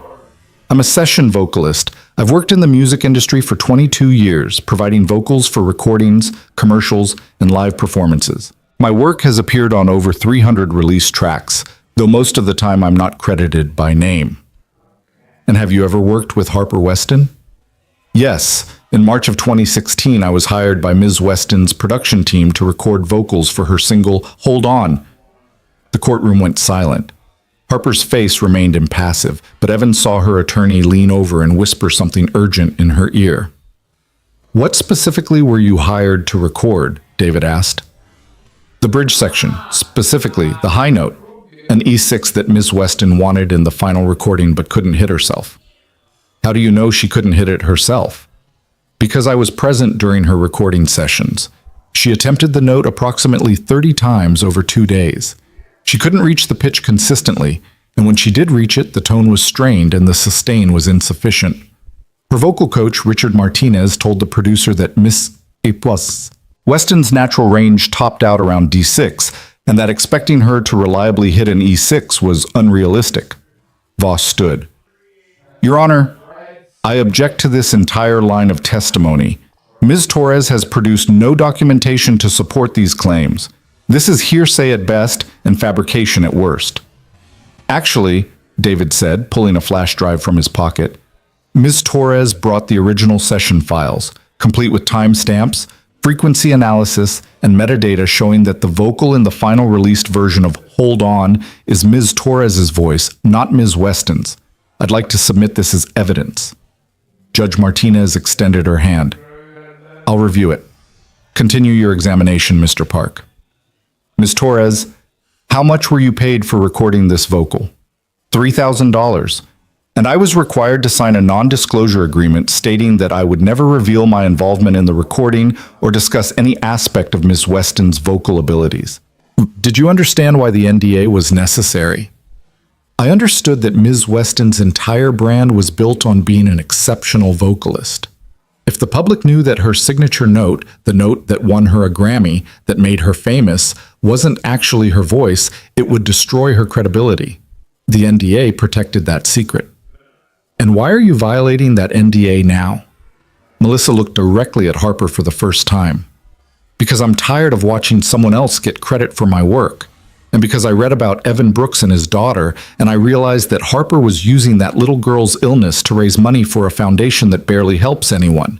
I decided that the truth was more important than protecting Harper's lie. The gallery exploded again. Reporters were typing furiously on their phones. Someone in the back was recording despite the no recording signs posted throughout the courtroom. Judge Martinez's gavel came down repeatedly. One more outburst and this courtroom will be cleared, she said sharply. Then to Voss.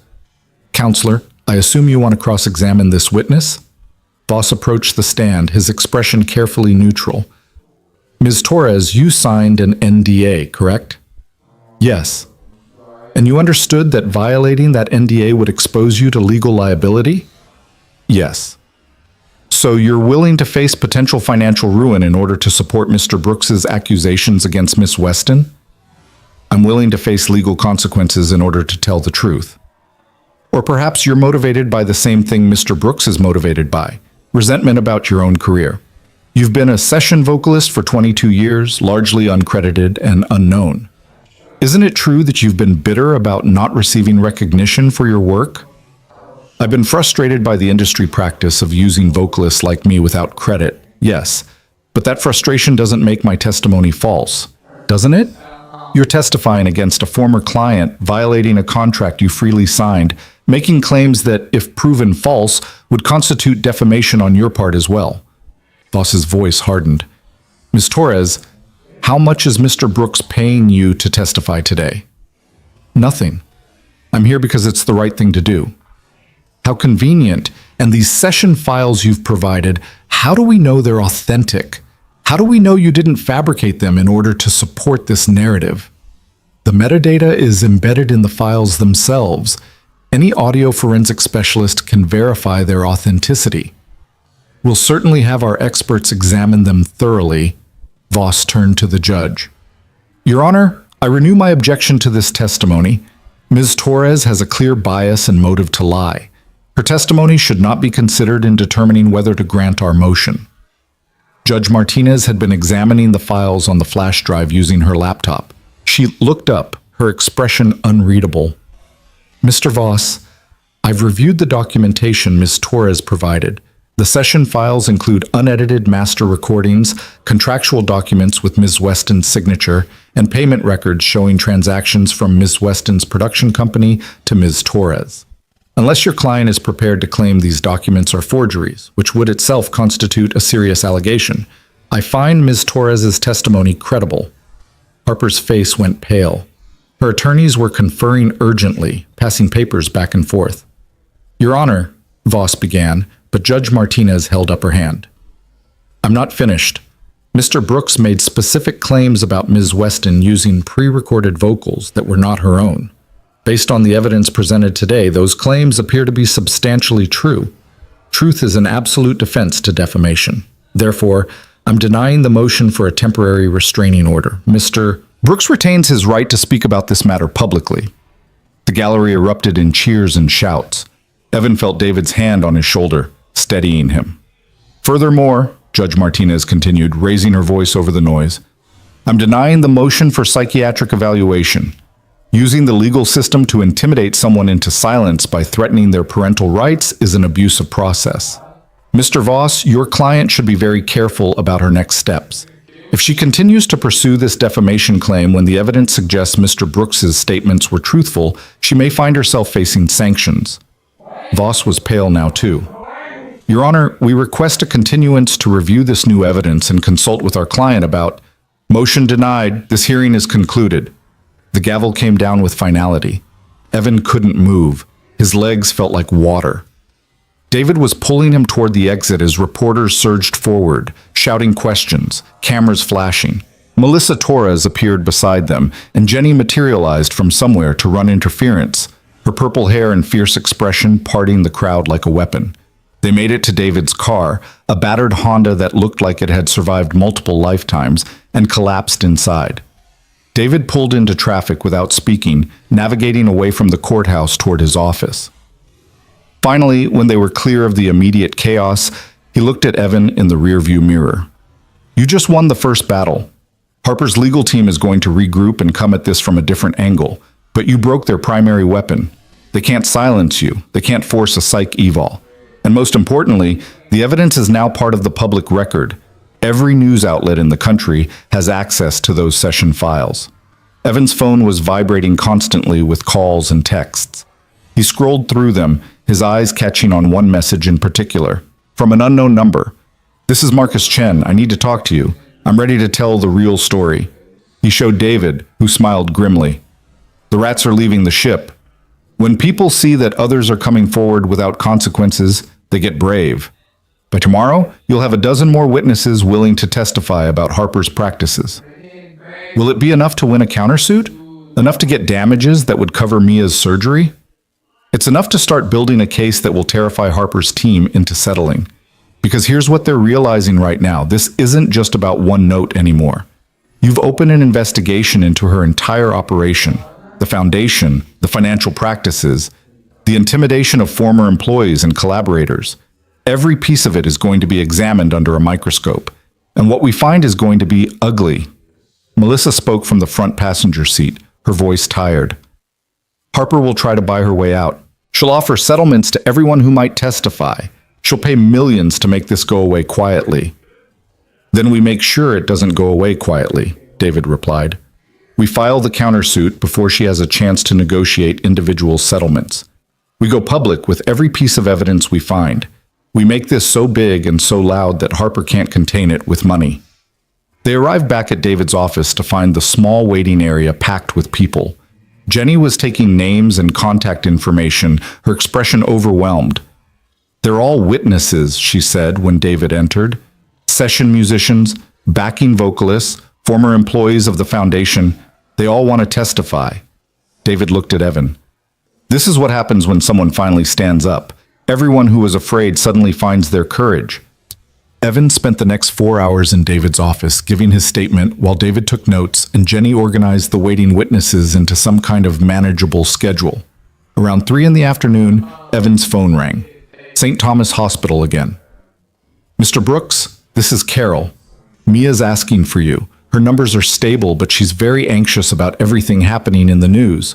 Dr. Chen thinks it would be good if you came in." "I'll be there in 20 minutes." He told David he had to go. David nodded and handed him a business card for a publicist. "Call her. Her name is Angela Price, and she specializes in crisis communications. She'll help you manage the media attention and make sure your story gets told the way it needs to be told. She works on contingency for cases like this. She doesn't get paid unless you win." Evan took the card and headed for the parking garage. His truck felt like a sanctuary after the chaos of the day. He drove to the hospital on autopilot, his mind spinning through everything that had happened. Judge Martinez's ruling. Melissa's testimony. The session file's now part of the public record, Marcus Chen wanting to come forward again. The hospital parking garage was busier than usual. Evan found a spot on the 4th level and took the elevator down, his exhaustion hitting him now that the adrenaline was fading. He walked through the familiar corridors to Mia's room, nodding to nurses who'd become friends over the past 3 years.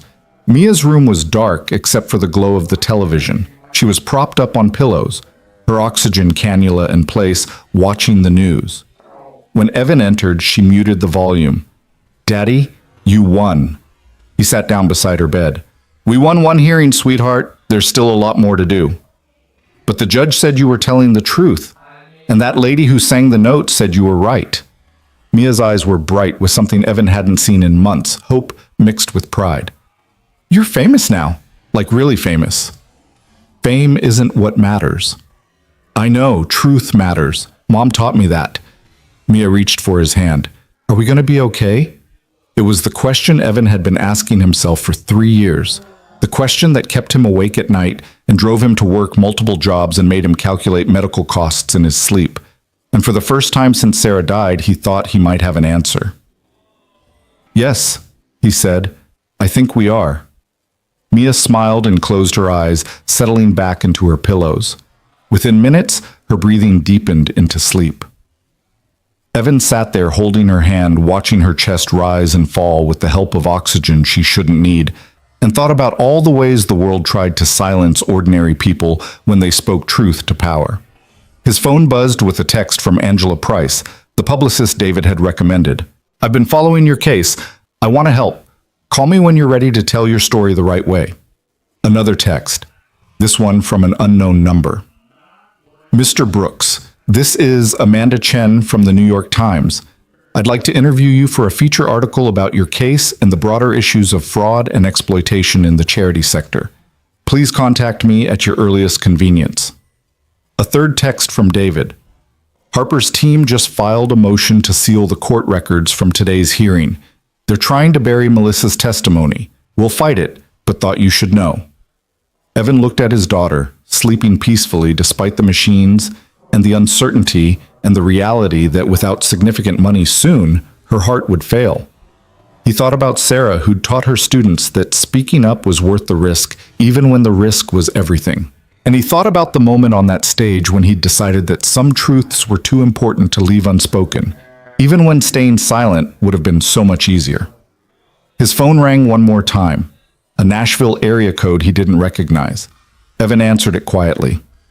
"Mr. Brooks, this is James Morrison. I'm a cardiologist at Vanderbilt Medical Center. I saw your story on the news, and I'd like to discuss Mia's case. I have some thoughts about alternative funding sources and treatment options that might help." Evan's throat tightened. "Thank you. Thank you so much. Don't thank me yet. But Mr. Brooks, what you did today, standing up to someone with that much power that takes courage most people don't have. The least I can do is try to help your daughter." After the call ended, Evan sat in the darkening room and let himself feel something he'd been afraid to feel for months. Not just hope, but belief. Belief that sometimes, when you spoke truth loudly enough, people listened. And some of those people had the power to help. Outside Mia's window, Nashville's lights were beginning to glow against the twilight sky. Somewhere in that city, Harper Weston was probably strategizing with her attorneys, trying to contain the damage Evan had done to her empire. Somewhere, reporters were writing stories that would reach millions. Somewhere, other people who'd been silenced were finding their voices. And here in this hospital room, a father sat beside his sleeping daughter and believed, for the first time in a very long time, that they were going to survive this. Not just survive, win. The belief lasted exactly 16 hours before Harper's counterattack began. Evan was in Mia's room the next morning, helping her with breakfast while she watched cartoons, when his phone lit up with an alert from a news site. The headline made his blood run cold. Harper Weston files $50 million lawsuit against Janitor, citing orchestrated defamation campaign. He clicked through to the article with shaking hands. Harper's new legal strategy wasn't subtle, it was overwhelming. The lawsuit claimed that Evan had conspired with Melissa Torres and David Park to manufacture evidence and destroy Harper's reputation as part of a coordinated extortion scheme. It alleged that the session files Melissa provided were forgeries, that her testimony was perjury, and that Evan had specifically targeted Harper because he knew she was vulnerable after her recent charitable work. But the truly devastating part came 3 paragraphs down. Harper's team had hired a private investigator who dug into Evan's past, and they'd found something Evan had hoped would stay buried forever. The article included a police report from 6 years ago, 2 months after Sarah died, when a neighbor had called the cops after hearing Evan shouting at 3 in the morning. The responding officers had found him drunk, alone, punching holes in the walls of their apartment while infant Mia screamed in her crib. No charges had been filed. Child Services had conducted a welfare check and closed the case after determining it was a one-time incident during a mental health crisis. But now Harper's attorneys were using it as evidence that Evan was unstable, potentially dangerous, and unfit to have custody of his daughter. "Mr. Brooks?" Carol stood in the doorway, her expression troubled. "There's someone from Child Protective Services here. They need to speak with you." Evan's world tilted. He looked at Mia, who'd stopped eating and was watching him with worried eyes. He forced his voice to stay calm. "Okay, can you stay with Mia while I talk to them?" "Of course." The CPS caseworker was a woman in her 30s named Patricia Williams. She met Evan in a private consultation room down the hall, her face professionally neutral as she opened a folder on the table between them. "Mr. Brooks, I'm here because we received a complaint regarding Mia's welfare. The complaint alleges that you've been exhibiting erratic behavior, that you've made reckless decisions that jeopardized your daughter's medical care, and that you have a history of violence and substance abuse." Patricia's voice was gentle but firm. "I need to ask you some questions." The complaint came from Harper Weston's legal team. "The source of the complaint doesn't change my obligation to investigate." She pulled out a copy of the police report from 6 years ago. "Can you tell me about this incident?" Evan's hands clenched under the table. "My wife had died 8 weeks earlier. I was drowning in medical debt and grief. I had a breakdown one night after Mia finally fell asleep. I was drunk and I put my fist through the drywall. It was the worst moment of my life, and I got help immediately after. I haven't touched alcohol since that night. I've been in therapy. I've done everything right for 6 years. And the recent events? The confrontation with Ms. Weston at a public event? The lawsuit? The media attention? How is all of this affecting Mia?" "It's stressful. Of course it's stressful. But Mia understands why I did what I did. She knows I was standing up for the truth." Patricia made notes in her file. "Mr. Brooks, I'm going to be direct with you. The complaint also alleges that you refused a settlement offer that would have paid for Mia's surgery because you were more interested in pursuing your vendetta against Ms. Weston than in securing your daughter's medical care. Is that accurate?" The question felt like a physical blow. "I refused the settlement because it required me to publicly call myself a liar. It required me to help Harper cover up fraud and exploitation. I couldn't do that. Even though refusing it meant your daughter might not get the surgery she needs? I'm working on other options. I have lawyers helping me. You have lawyers helping you sue Harper Weston for damages you might collect months or years from now. Meanwhile, Mia needs surgery within 2 weeks. Patricia closed her folder.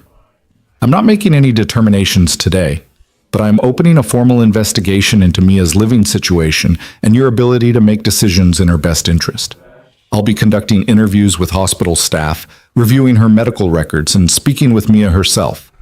You'll be notified of my findings within 10 business days. You can't take her away from me. She's all I have left. I'm not taking anyone away from anyone, Mr. Brooks. I'm doing my job, which is ensuring that Mia is safe and that her needs are being met. Patricia stood. I'd like to speak with her now, if that's all right. Evan wanted to refuse, wanted to grab Mia and run, to get in his truck and drive until they crossed a state line, until they were somewhere Harper's money and lawyers couldn't reach them. But he was trapped by the same system that was supposed to protect children like Mia. If he refused to cooperate, it would only make things worse. Okay, he said quietly, but I want to be present when you talk to her. That's not how this works. I need to interview her privately to ensure she can speak freely. Evan walked back to Mia's room, feeling like he was moving through water. Carol was reading to Mia from one of her favorite books, the one about the girl who saved a kingdom with nothing but courage and cleverness. Mia looked up when he entered, and whatever she saw in his face made her smile fade. Daddy? What's wrong? Nothing, sweetheart. This nice lady just needs to talk to you for a few minutes. Her name is Patricia, and she works for an agency that helps kids. You don't need to be scared. Just tell her the truth about everything, okay? Mia nodded slowly, her hand reaching for the stuffed rabbit she'd had since she was born, the one Sarah had bought when they'd first learned they were pregnant. Patricia entered the room behind Evan, and Carol gently guided him toward the door. I'll stay right here in the hall, Evan said. If you need me, I'm right here. The next 20 minutes were among the longest of Evan's life. He stood outside the door, listening to the murmur of voices but unable to make out words. Other nurses passed by, some offering sympathetic looks, others carefully avoiding eye contact. David called twice, but Evan couldn't bring himself to answer. What was he supposed to say? That Harper had found a way to weaponize the legal system even more effectively than before? That she was using his worst moment against him? Finally, the door opened. Patricia emerged alone, her expression unreadable. Thank you for your cooperation, Mr. Brooks. I'll be in touch. She walked away without another word. Evan rushed into the room. Mia was crying silently, tears streaming down her face, her oxygen saturation dropping on the monitor. Carol was adjusting her supplemental oxygen flow while trying to soothe her. What did she ask you? Evan moved to Mia's side, taking her hand carefully. Sweetheart, what happened? She asked if I felt safe with you. Mia's voice was choked with tears. She asked if you ever scared me or hurt me or made me feel bad. She asked if I had enough food and if you took good care of me and if I wished I lived somewhere else. Her fingers gripped his hand desperately. I told her you were the best daddy in the whole world. I told her you take care of me even when you're tired and you never make me feel bad and I don't want to live anywhere else. Why did she ask me those things? It's just questions they have to ask, baby. It doesn't mean anything. But it did mean something. It meant Harper had found the one weapon that could destroy Evan more completely than any lawsuit or financial penalty. She was coming after Mia directly, using the system designed to protect children as a tool to separate them. Evan's phone rang. David this time, and Evan couldn't ignore it anymore. He stepped into the hallway to answer. They're trying to take Mia away from me. I know, Harper's team is playing every card they have. David's voice was tight with anger. But here's what they don't know. While they were filing their lawsuit and sicking CPS on you, we were building our countersuit. And we just got something that changes everything. What? Marcus Chen didn't just retract his statement because he was scared. He retracted it because Harper's team paid him $200,000 and promised to protect his career if he claimed he'd been coerced by you. We have the wire transfer. We have the emails negotiating the payment. We have proof that Harper's legal team engaged in witness tampering. Evan leaned against the wall, his legs suddenly weak. That's illegal. That's felony obstruction of justice. It's also proof of Harper's consciousness of guilt. She knew the allegations were true, so she paid someone to lie about them. This doesn't just win us the defamation case, this opens her up to criminal charges. Will it be enough to stop the CPS investigation? I'm working on that. But Evan, you need to understand something. Harper's terrified. The $50 million lawsuit, the CPS complaint, the private investigator digging into your past, that's all panic. She's throwing everything at you, hoping something will make you back down before the truth completely destroys her. I can't back down now, even if I wanted to. She's already escalated too far. Exactly, which means we escalate too. I'm filing the countersuit today. Malicious prosecution, abuse of process, witness tampering, fraud, and intentional infliction of emotional distress. We're asking for $50 million in compensatory damages and another $50 million in punitive damages. And we're filing a motion for expedited discovery so we can subpoena every record, every contract, every financial document related to Harper's career and her foundation. $100 million. Evan almost laughed. David, even if we won that, she'd appeal for years. Mia doesn't have years. Which is why we're also filing an emergency motion for preliminary injunctive relief. We're asking the court to order Harper to deposit funds into an escrow account sufficient to cover Mia's surgery while the case is pending. We'll argue that Harper's actions directly interfered with Mia's access to medical care and that she should be required to remedy that harm immediately. Will a judge grant that? Judge Martinez might, especially after we present evidence of witness tampering. She doesn't like people who abuse the legal system, and Harper just gave us proof that's exactly what she's doing. David paused. But I need you to be prepared for what comes next. This is going to get uglier before it gets better. Harper's going to dig up every mistake you've ever made, every bad decision, every moment of weakness, every time you fell short of perfect, and she's going to use all of it to paint you as a villain. I'm not the villain. I know that, but we need 12 jurors to know that. Which means you need to be completely honest with me about everything in your past, anything that could be used against you, anything at all. Evan closed his eyes and thought about all the things he'd rather forget. The drinking after Sarah died, the depression that had made it hard to get out of bed for months, the times he'd fed Mia cereal for dinner because he was too exhausted to cook, the parent-teacher conferences he'd missed because he was working double shifts, the birthday parties he couldn't afford to throw, every way he'd fallen short of the father he wanted to be. I've made a lot of mistakes, he said quietly, but I've never stopped trying. I've never given up on her. That's what matters. That's what we'll show the jury. David's voice softened. Evan, you're not fighting this alone anymore. You've got me. You've got Melissa. You've got Marcus, who's ready to testify truthfully now that his payment from Harper's team is evidence. And you've got about 40 other witnesses who are coming forward with their own stories about Harper's practices. This isn't David versus Goliath anymore. This is an army against a liar. After the call ended, Evan returned to Mia's room. She'd calmed down, her oxygen saturation back to acceptable levels, though her eyes were still red from crying. Carol had put on a movie, one of the animated ones Mia loved, with singing animals and a message about believing in yourself. Daddy, Mia said quietly, am I going to have to go live with someone else? No, baby, you're staying right here with me. Promise? Evan wanted to promise, wanted to look his daughter in the eyes and swear that nothing would separate them. But Sarah had taught him that you didn't make promises you couldn't keep. And right now, with CPS investigating and Harper's lawyers working to paint him as unfit, he couldn't guarantee anything. I'm going to fight with everything I have to keep you safe, he said instead. That's the best promise I can make. Mia seemed to understand the distinction. She nodded and turned back to the movie, but her hand stayed wrapped around his, holding on like he might disappear if she let go. Evan's phone buzzed with a text from Angela Price, the publicist. I've been contacted by 3 major networks asking for interviews. Today Show, Good Morning America, and 60 Minutes. This is your chance to control the narrative. Are you ready?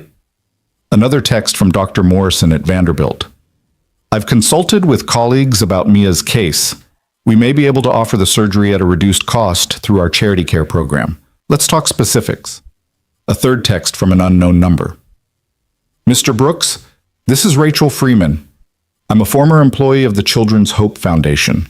I have documentation showing that donations were routinely diverted to shell companies owned by Harper's family members. I'd like to provide this to your attorney. The messages kept coming. Witnesses, reporters, offers of help, expressions of support. The tide was turning, but Evan didn't know if it was turning fast enough. 2 days later, David filed the countersuit. The press conference he held on the courthouse steps drew dozens of reporters and camera crews. Evan stood beside him, feeling exposed and vulnerable in the bright autumn sunlight, while David laid out the case in stark terms. Harper Weston has spent 15 years building an empire on lies. She's lied about her talent, paying another singer to provide vocals she claimed as her own. She's lied about her charitable work, using sick children's faces to raise millions while distributing a tiny fraction to actual patient care. And when someone finally had the courage to expose those lies, she tried to destroy him using every tool at her disposal: lawsuits, private investigators, and even weaponizing Child Protective Services to threaten his custody of his daughter. But lies can't stand forever. Today, we're fighting back. The questions came rapid fire. Was Evan asking for $100 million? Did he really believe Harper would pay? What about the CPS investigation? What about the evidence Harper claimed proved the session files were forged? David handled each question with practiced precision, never getting defensive, always bringing the focus back to the core truth. Harper had built her career on fraud, and Evan had simply revealed what she'd been hiding. Evan himself only spoke once, when a reporter asked directly whether he regretted confronting Harper at the gala. "I regret that it was necessary," he said carefully. "I regret that we live in a world where someone can exploit sick children for publicity and profit for 15 years before anyone calls it out. But I don't regret telling the truth. My daughter is watching all of this, and I want her to learn that integrity matters more than comfort, that speaking up is worth the cost." That soundbite played on every news network for the next 48 hours. Harper's response came through her publicist, a carefully worded statement expressing disappointment that Mr. Brooks continued to spread false allegations despite overwhelming evidence of his own instability and questionable judgment. But Harper's team made a critical mistake. They held their own press conference, where Richard Voss, her lead attorney, spent 20 minutes attacking Evan's character and questioning his fitness as a parent. He referenced the 6-year-old police report, suggested that Evan was using his daughter's illness for sympathy and financial gain, and implied that the entire controversy was a manufactured attempt at extortion. The public response was immediate and brutal. Social media erupted with outrage at the idea of a millionaire celebrity and her expensive lawyers attacking a single father whose only crime was exposing fraud. The hashtag #IStandWithEvan trended globally within hours. Musicians started posting videos supporting Evan and sharing their own stories of industry exploitation. 3 of Harper's sponsors announced they were suspending their partnerships pending investigation. And then Marcus Chen held his own press conference, this time without retracting anything. With David beside him and his own attorney present, Marcus detailed exactly what had happened. Harper's team had threatened his career, offered him money, and pressured him into recanting his original statement. He provided copies of the emails, the wire transfer confirmation, and text messages that made it clear Harper's attorneys had known they were tampering with a witness. "I was scared," Marcus said, his voice shaking slightly. "I've worked in this industry for 15 years, and I've seen what happens to people who cross the wrong person. But I'm more scared of living with myself if I keep lying. Evan Brooks told the truth, and I'm not going to let Harper Weston destroy him for it." That night, federal investigators announced they were opening an inquiry into potential witness tampering and obstruction of justice. The Tennessee Attorney General's office announced a separate investigation into the Children's Hope Foundation's financial practices. And the IRS issued a statement confirming they were reviewing the foundation's tax-exempt status. Harper's empire was collapsing in real time, and she knew it. The settlement offer came through David 48 hours after the countersuit was filed. Harper's attorneys wanted to negotiate a confidential resolution that would include a payment to cover Mia's surgery, plus additional compensation in exchange for Evan's silence and agreement to drop all claims. David called Evan at midnight to discuss the offer. "They're starting at $5 million, which means they'll probably go to 10 if we push." $10 million. Evan was sitting in the hospital parking garage, unable to sleep, unable to go home to the empty apartment where Sarah's absence still echoed in every room. That would cover Mia's surgery and secure her future. It would, but it would also let Harper walk away from everything she's done. The fraud, the exploitation, the witness tampering, all of it disappears behind a confidentiality agreement.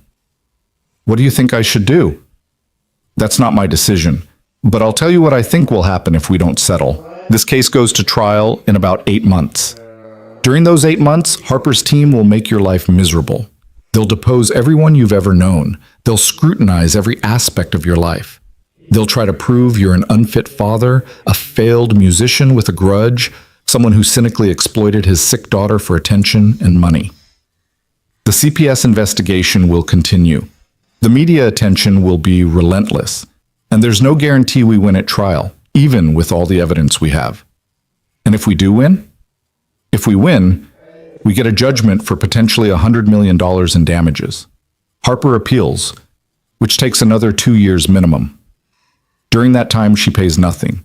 Eventually, after years of litigation, we might collect a fraction of the judgment, or she might declare bankruptcy and we get nothing. Evan looked up at the hospital windows, trying to identify which one was Mia's room. So the smart move is to take the settlement. David agreed. But I didn't get into this work to make smart moves. I got into it because I believe people like Harper shouldn't be able to buy their way out of consequences. So if you want to fight this all the way to trial, knowing it's going to be hell and might not pay off financially, I'll fight it with you. Evan thought about Mia asking him if he was going to fight the mean lady. Thought about her saying that her mother would be proud of him. Thought about all the other people who'd been silenced by Harper over the years, who were watching this case and hoping someone would finally hold her accountable. There's got to be a middle option, he said, something between total capitulation and years of litigation. There is.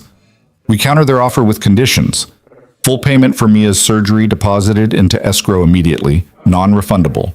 Additional payment of $5 million for damages, but no confidentiality agreement and no requirement that you recant your statements. Harper admits that her career included use of uncredited vocalists and agrees to credit Melissa Torres on all future releases of Hold On. The Children's Hope Foundation undergoes an independent audit and restructures its financial practices to ensure at least 70% of donations go directly to patient care, and Harper withdraws her defamation lawsuit and her CPS complaint. She'll never agree to that. The admission alone would destroy her remaining credibility. Then she doesn't agree and we go to trial. But we make the offer publicly so everyone knows we tried to resolve this reasonably. It puts pressure on her to accept or look like she's more interested in protecting her image than in resolving the harm she caused. Evan closed his eyes and made a decision that felt both inevitable and terrifying. Make the offer. But David, if she refuses, I need you to find a way to expedite this. Mia doesn't have 8 months. I'm already working on it. Judge Martinez hates delays, and we can argue that the medical urgency requires an accelerated timeline. I think I can get us a trial date within 3 months if necessary. 3 months. Still longer than Mia's current window, but better than 8. Evan would have to find a way to bridge the gap, borrow more money, beg Dr. Morrison for additional help, something. The settlement offer went out the next morning, accompanied by a press release from David's office outlining the terms. The public reaction was overwhelmingly supportive of Evan's position. Even some entertainment industry figures who'd previously stayed neutral began calling for Harper to accept responsibility and make amends.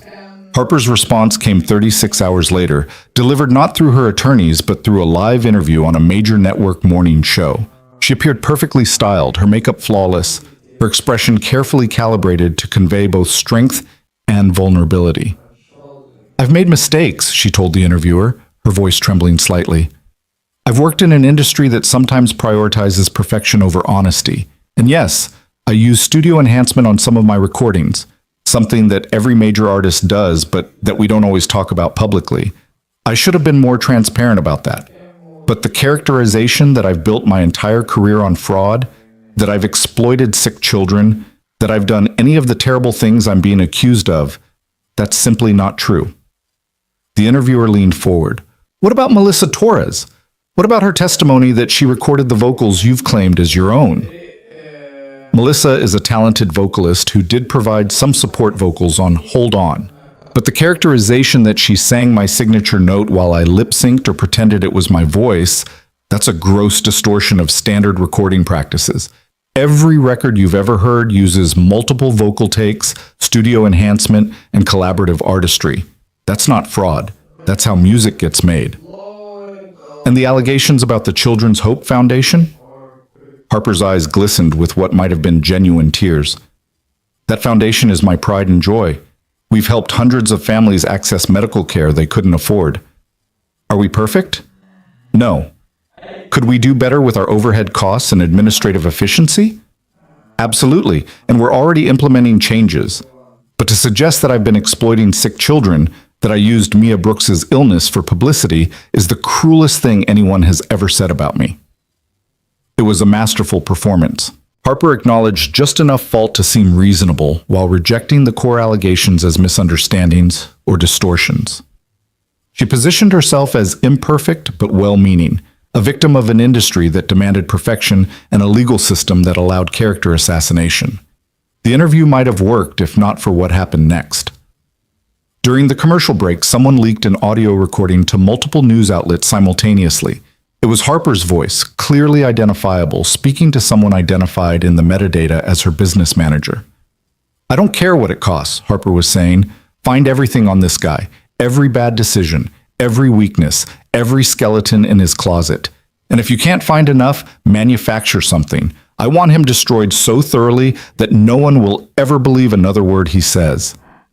The timestamp on the recording was from 2 days after the gala, before Harper had filed her defamation lawsuit, before the CPS complaint, before any of her team's public statements about wanting to resolve this reasonably. The audio played on repeat across every platform. Harper's carefully constructed image of a wounded innocent crumbled. Her morning show interview became Exhibit A in the case against her, evidence that she was still lying, still manipulating, still using every tool available to silence someone who'd exposed her fraud. Evan was in Mia's room when the audio broke. His phone lit up with messages faster than he could read them. David called, his voice electric with triumph. "She's finished. That recording proves malicious intent, proves she knowingly tried to destroy you, proves everything we've been arguing. Her attorneys are going to advise her to settle immediately because if this goes to trial, she's going to lose spectacularly." Where did the recording come from? I don't know, and I don't care. Maybe a former employee with a conscience. Maybe someone on her team who got tired of being part of her machine. What matters is that it's authenticated and it's damning. Within 3 hours, Harper's team contacted David to accept the settlement terms. All of them. Immediate payment for Mia's surgery, $5 million in damages, admission of uncredited vocalists, foundation restructuring, withdrawal of the defamation suit and CPS complaint. The only negotiation was about the exact wording of Harper's public admission, but even that fight was brief. Harper's position had become untenable, and everyone knew it. The paperwork took 2 days to finalize. Evan spent those days in a strange state of suspension, unable to fully believe it was real until he saw the escrow confirmation showing that $847,000 had been deposited to cover Mia's surgery. When the confirmation finally came through, he sat down in the chair beside Mia's bed and cried. Great heaving sobs that he'd been holding back for 3 years. Mia watched him with wide eyes. "Daddy, are those happy tears or sad tears?" "Happy tears, baby. The happiest tears I've ever cried. You're going to get your surgery. You're going to get better." Dr. Chen scheduled the procedure for the following week. The surgery would take 8 hours, followed by at least 2 weeks in intensive care and months of recovery. But the prognosis was good, better than good. With intervention now, before permanent damage occurred, Mia had an excellent chance of living a normal, healthy life. The night before the surgery, Evan sat beside Mia's bed reading her favorite book for the 100th time. She knew all the words by heart, but she still listened intently, her small hand wrapped around his finger. "Daddy?" she said when he finished. "When I get better, will you sing again, like you did on the stage?" "Maybe, probably, if you want me to." "I want you to. Not because you're famous or because people are watching. Just because singing makes you happy. You used to sing all the time before Mom died. I remember that." Evan's throat tightened. You were so little. I remember. You sang to Mom when she was sick. You sang to me when I couldn't sleep. You stopped after she died, and I missed it. I stopped because it hurt too much. It reminded me of everything we lost. But maybe now it can remind you of what we still have, Mia said with the wisdom of someone far older than 9. That's what Mom would say. And she was right. Sarah would have said exactly that. She would have told Evan that grief couldn't be allowed to steal joy, that honoring the dead meant living fully, not hiding from everything that brought pleasure. Okay, Evan said. When you wake up after surgery, I'll sing to you. I'll sing until you tell me to stop. Mia smiled and closed her eyes, settling into sleep with the easy confidence of a child who believed her father could protect her from anything. And for the first time in 3 years, Evan thought maybe he could. Not by being perfect, not by never making mistakes, but by refusing to let fear or poverty or powerful people silence him when silence would let injustice continue. The surgery was scheduled for 6 a.m. Evan spent the night in Mia's room, dozing fitfully in the chair that had become almost as familiar as his own bed. When the nurses came to prep her in the pre-dawn darkness, Mia was calm, almost serene. I'm not scared, she told Dr. Chen as they wheeled her toward the operating room. My daddy fought for me. Now you get to fix me. Evan walked beside the gurney as far as they'd let him go, holding Mia's hand until they reached the doors marked authorized personnel only. He kissed her forehead and whispered that he loved her, that he'd be right there when she woke up, that everything was going to be okay. Then the doors closed and she was gone. And Evan was left standing in an empty corridor with nothing to do but wait and hope and believe that the fight had been worth it.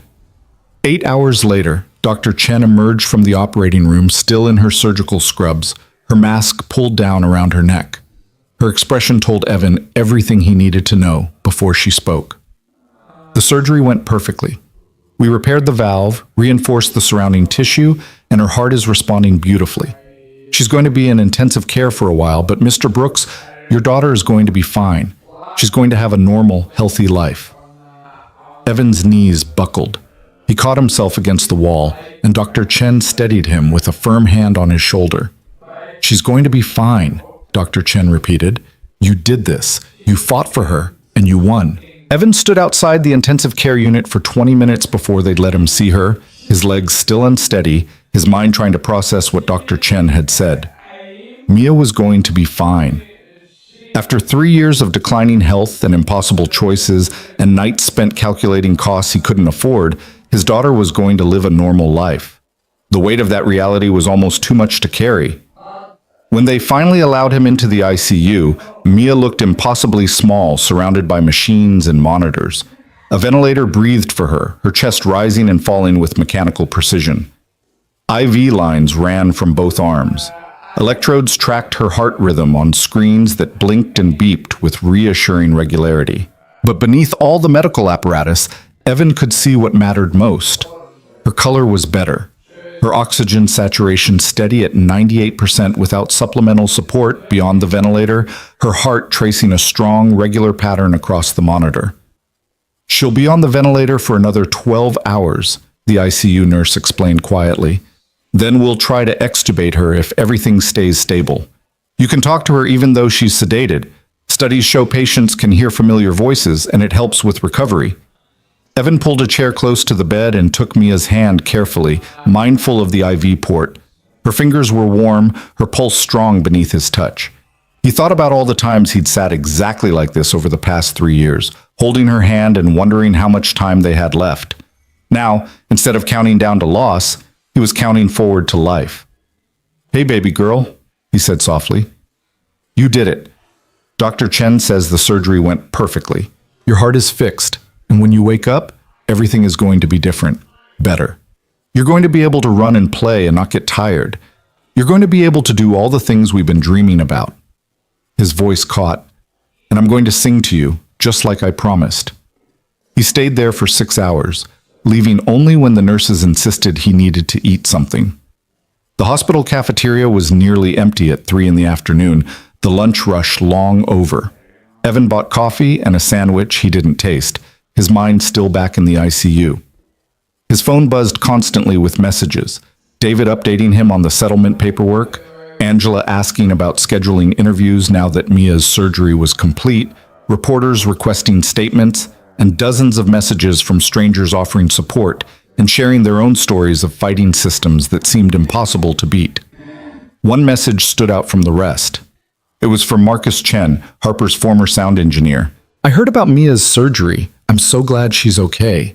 What you did, standing up when everyone else stayed quiet, it gave me permission to do the same. Thank you for that." Evan replied simply, "Thank you for telling the truth when it mattered." His phone rang, David's name on the screen. Evan answered, expecting another update about legal paperwork. "Turn on the news," David said without preamble. "Any channel? Harper's holding another press conference." Evan found a television in the cafeteria waiting area and switched to a news network. Harper stood at a podium, looking diminished somehow despite her expensive clothes and professional styling. The confidence she'd always projected was gone, replaced by something that looked like genuine defeat. "I'm here today to take full responsibility for my actions," Harper was saying, reading from prepared remarks but her voice unsteady. "I built my career on a foundation that was not entirely honest. I used the talent of other vocalists without giving them proper credit. I allowed people to believe things about my abilities that weren't completely true.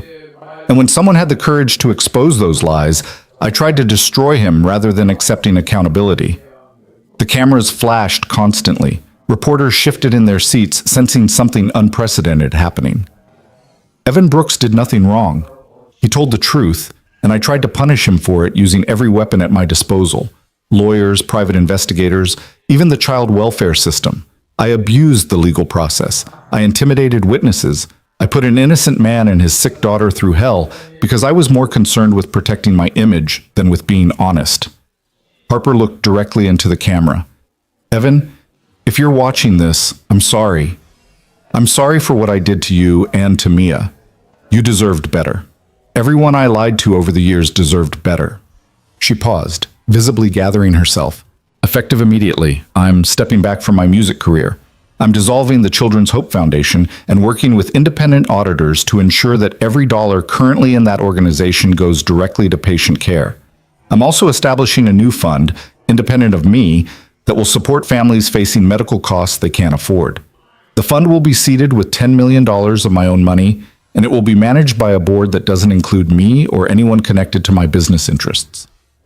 The press conference continued for another 15 minutes, with Harper answering questions with a level of honesty that seemed to surprise even the journalists asking them. Yes, she'd known for years that her signature note wasn't entirely her own. Yes, she'd allowed the foundation to operate with excessive overhead costs.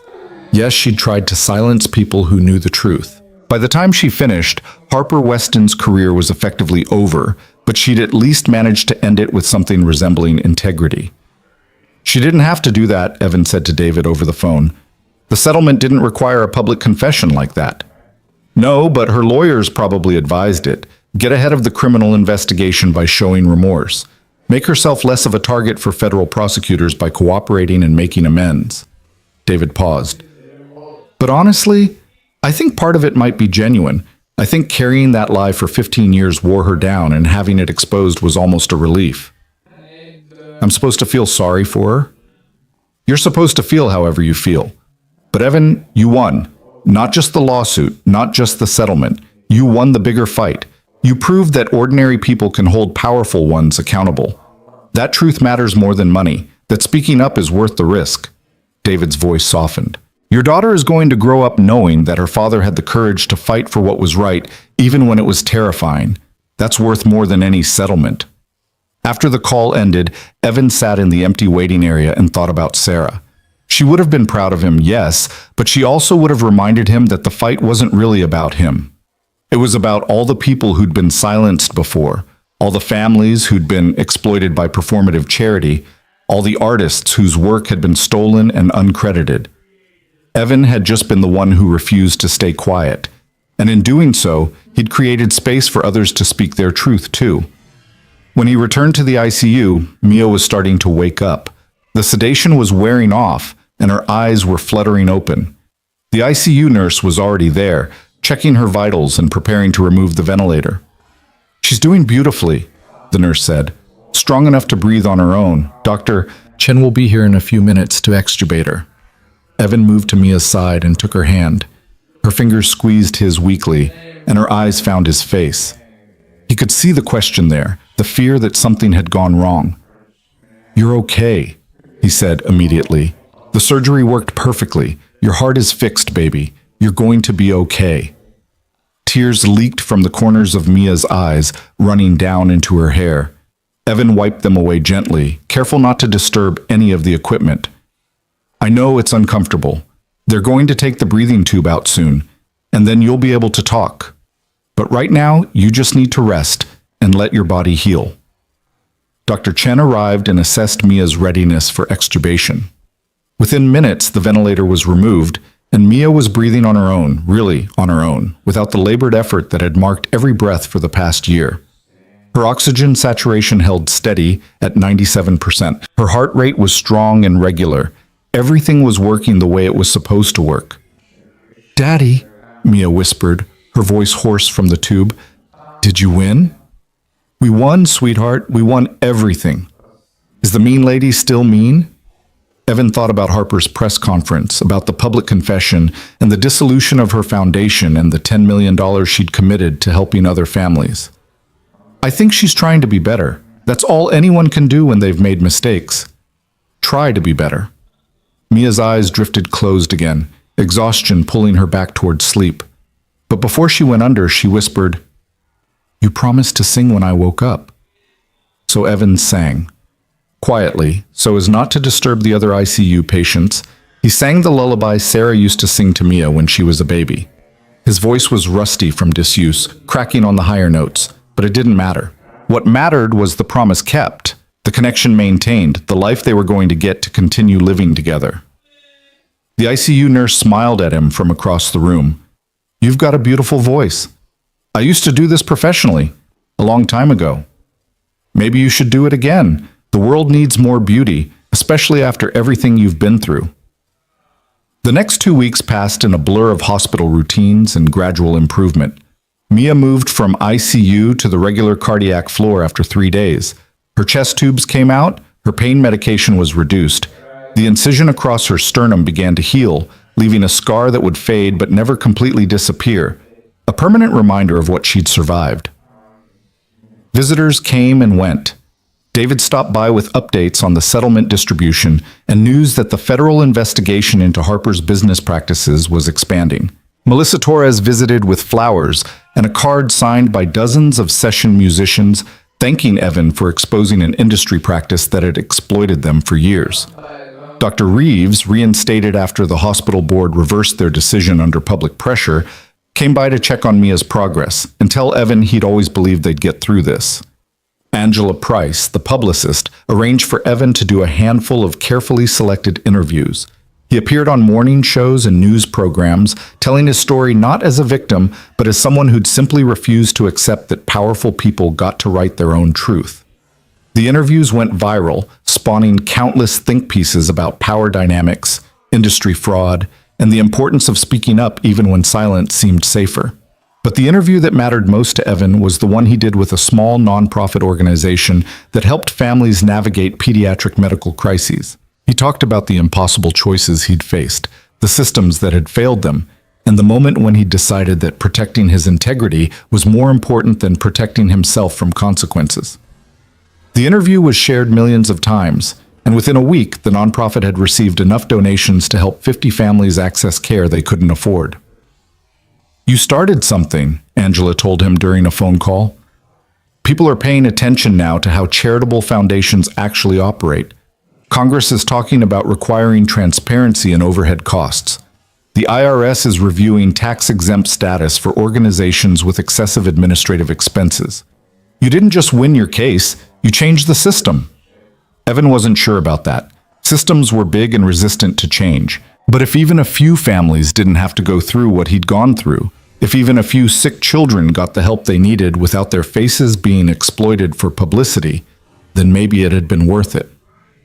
3 weeks after the surgery, Dr. Chen cleared Mia for discharge. The morning they were supposed to leave, Evan packed up the room that had been their second home for months. carefully boxing the books and drawings and stuffed animals that had made the space feel less clinical. Mia sat on the edge of the bed, dressed in regular clothes for the first time in weeks, her color healthy and her breathing easy. "I can't believe we get to go home," she said, watching him pack. "I forgot what home looks like. It looks like an apartment that needs cleaning and a father who needs to figure out how to cook something besides cereal for dinner." Evan smiled at her. "But it's ours, and we're going to be there together." The discharge process took hours, paperwork and medication instructions, and follow-up appointment scheduling.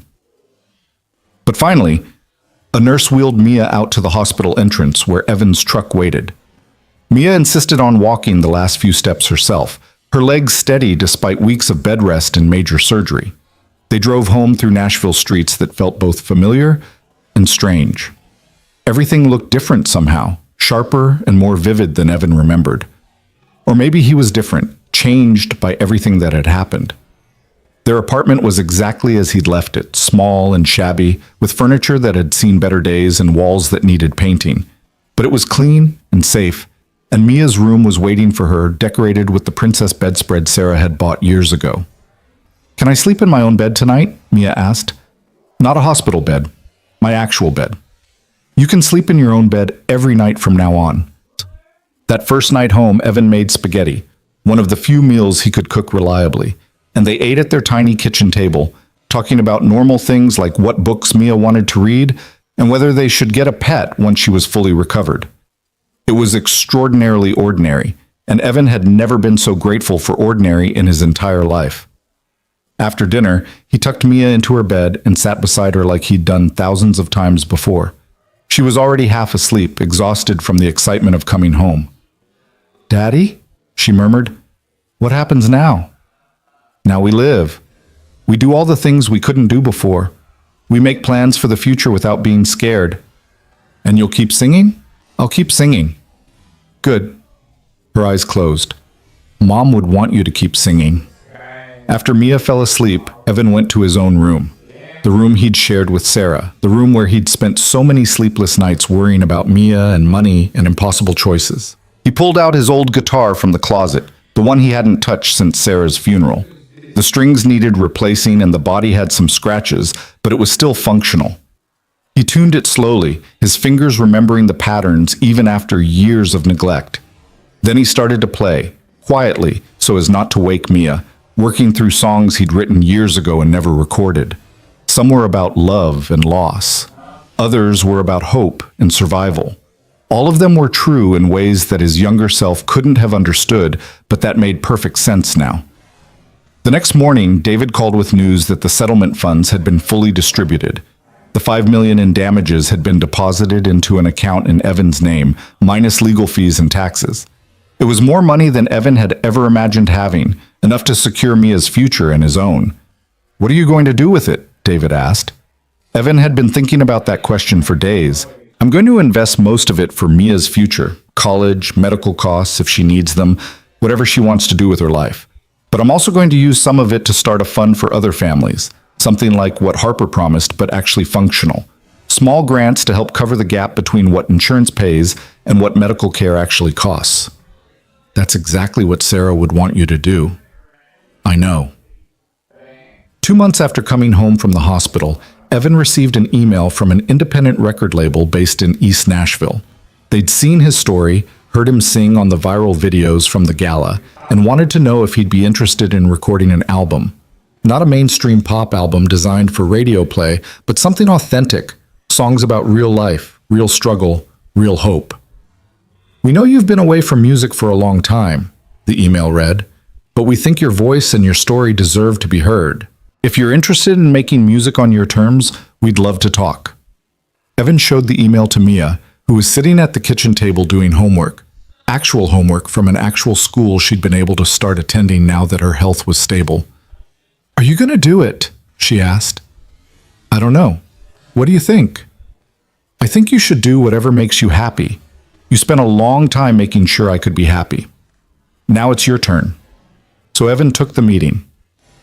The label was small and scrappy, operating out of a converted warehouse with a staff of 5, and an artist roster of musicians who cared more about integrity than commercial success. They offered him a modest contract with creative control and no pressure to chase hits or compromise his vision. "We want to help you tell your story through music," the label founder said. "Not exploit it, not package it for mass consumption. Just help you share it with people who need to hear it." Evan signed the contract 3 weeks later. Recording began in January, 6 months after the gala that had changed everything. The album took shape slowly.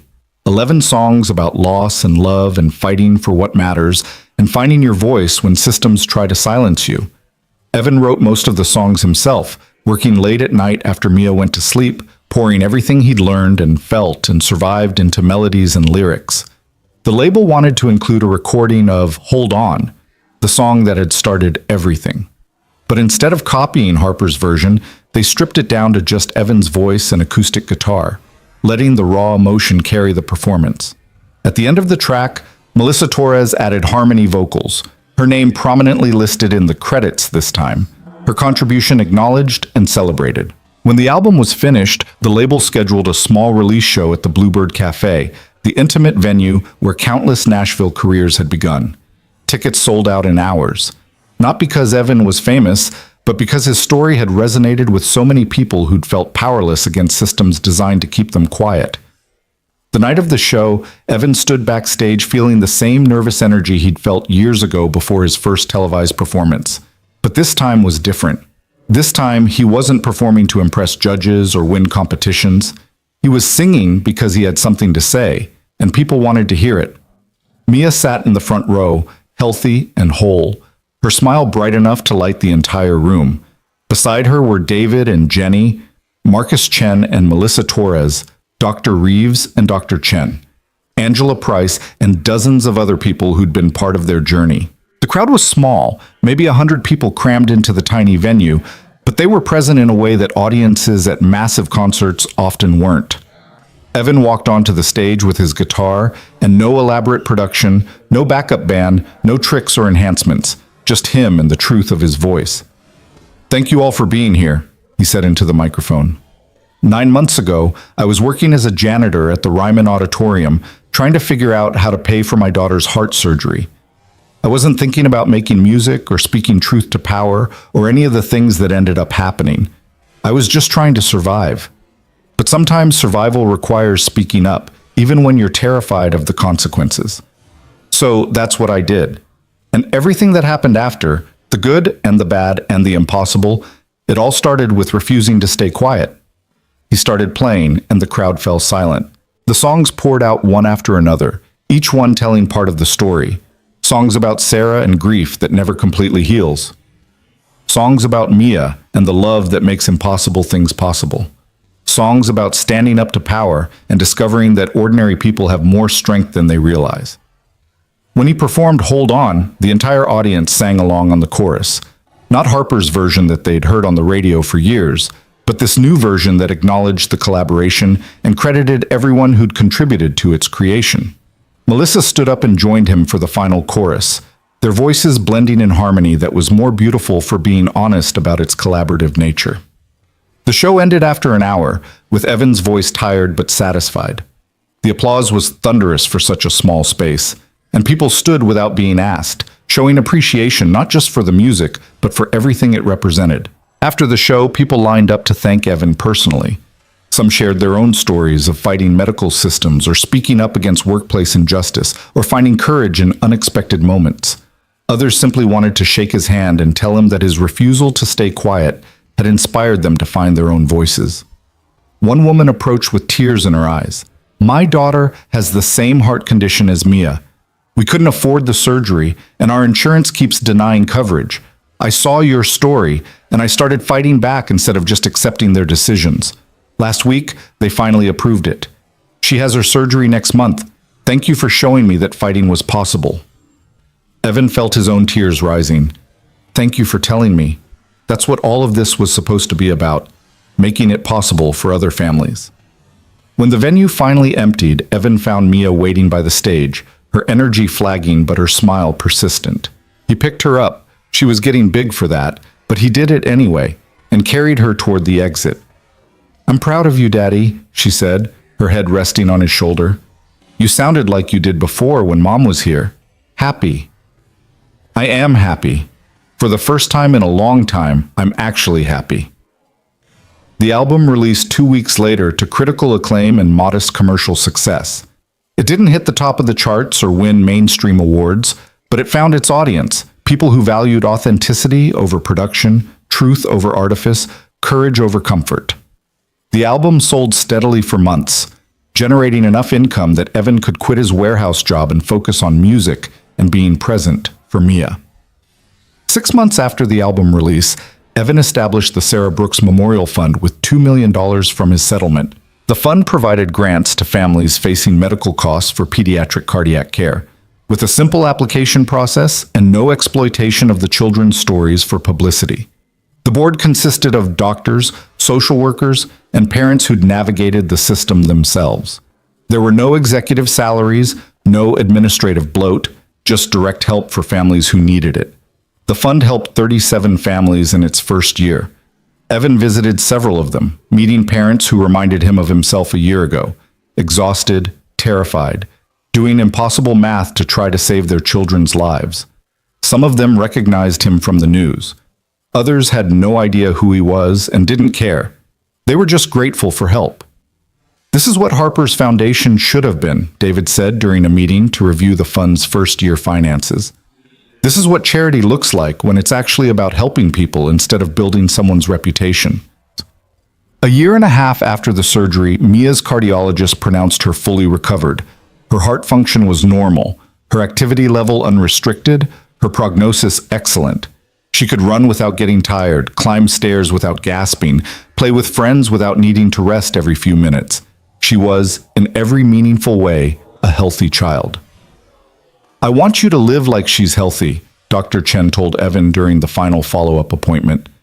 "No more wrapping her in cotton wool or treating her like she's fragile. She survived something huge, and now she gets to live without limits." So they lived without limits. Evan enrolled Mia in dance classes she'd always wanted to try, but had been too sick to attend. They took a vacation to the mountains, their first real vacation in years, and hiked trails that would have been impossible before. They made plans that extended years into the future, no longer afraid that the future might not come. Evan continued making music, releasing a second album 2 years after the first. This one was different, less about struggle and survival, more about hope and rebuilding and the quiet joy of ordinary days. It sold better than the first, earning recognition from critics who praised his ability to find profound beauty in everyday moments. The Nashville music community embraced him, not as a controversy or a viral sensation, but as a legitimate artist with something meaningful to contribute. He collaborated with other musicians, performed at festivals and benefit concerts, and mentored younger artists trying to navigate an industry that still valued image over integrity. Harper Weston, meanwhile, faded from public view. Her music was pulled from streaming platforms after she admitted to the fraud. Her tour was canceled. Her endorsement deals evaporated. The last Evan heard, she'd moved to Montana and was working at a nonprofit that had nothing to do with music or celebrity. Some people said she'd gotten what she deserved. Others felt the punishment exceeded the crime. Evan tried not to think about it too much. He'd told the truth about what Harper had done, and the consequences that followed were hers to carry. 3 years after that night at the Ryman Auditorium, Evan received an invitation to perform at a benefit concert for pediatric cardiac research. The venue was the Ryman itself, the same stage where everything had started. He accepted the invitation without hesitation, bringing Mia with him to rehearsal so she could see the space that had changed their lives. "This is where it happened?" Mia asked, looking around the historic auditorium with wide eyes. She was 12 now, tall and healthy, and full of the kind of energy that came from a heart that worked the way it was supposed to work. "This is where I decided to stop being invisible," Evan replied. "This is where I decided your life mattered more than my fear." The benefit concert raised $500,000 for cardiac research. Evan performed 3 songs, including a new one he'd written specifically for the event, a song about ordinary courage and the difference one voice could make when it refused to stay silent. The audience gave him a standing ovation, but what mattered more to Evan was seeing Mia in the front row, healthy and proud and alive. After the concert, as they walked through the empty Ryman corridors toward the exit, Mia took his hand. "Daddy, do you ever wish things had been different? That you didn't have to fight so hard?" Evan thought about the question. "Sometimes. But if things had been different, I wouldn't have learned what I'm capable of. I wouldn't have learned that speaking up matters, that ordinary people can hold powerful ones accountable, that truth is stronger than money." He squeezed her hand. "And you wouldn't have learned those things either. You're growing up knowing that your father had the courage to fight for what was right, even when it was terrifying. That's worth something." "It's worth everything," Mia said quietly. They walked out into the Nashville night, the city lights glowing against the sky, and Evan thought about how far they'd come from that night 3 years ago when desperation had pushed him onto a stage he had no business being on. He'd lost so much: Sarah, his privacy, his anonymity, his illusions about how the world worked. But he'd gained something too. He'd gained his voice back. He'd gained proof that integrity mattered. He'd gained the knowledge that sometimes when you refuse to stay silent, the world listens. And most importantly, he'd gained years with his daughter that they might not have had if he'd chosen safety over truth. That was enough. That was more than enough. That was everything. 5 years after the surgery, Evan was invited to speak at a medical conference about patient advocacy and the importance of systemic transparency. He stood at a podium in front of hundreds of doctors and administrators, and he told them about being invisible, about using Mia's face without permission, about foundations that raised millions while distributing thousands, about the moment he'd decided that silence was more dangerous than speaking up. "I'm not telling you this to criticize anyone in this room," Evan said to the assembled crowd. "I'm telling you this because systems don't change unless the people inside them decide to change them. Every time you see a patient struggling with costs you know are inflated, every time you see a charity that spends more on marketing than care, every time you see someone being exploited for publicity, you have a choice. You can stay silent because it's easier and safer, or you can speak up because it's right." The speech was recorded and shared widely, becoming required viewing in several medical schools and hospital administration programs.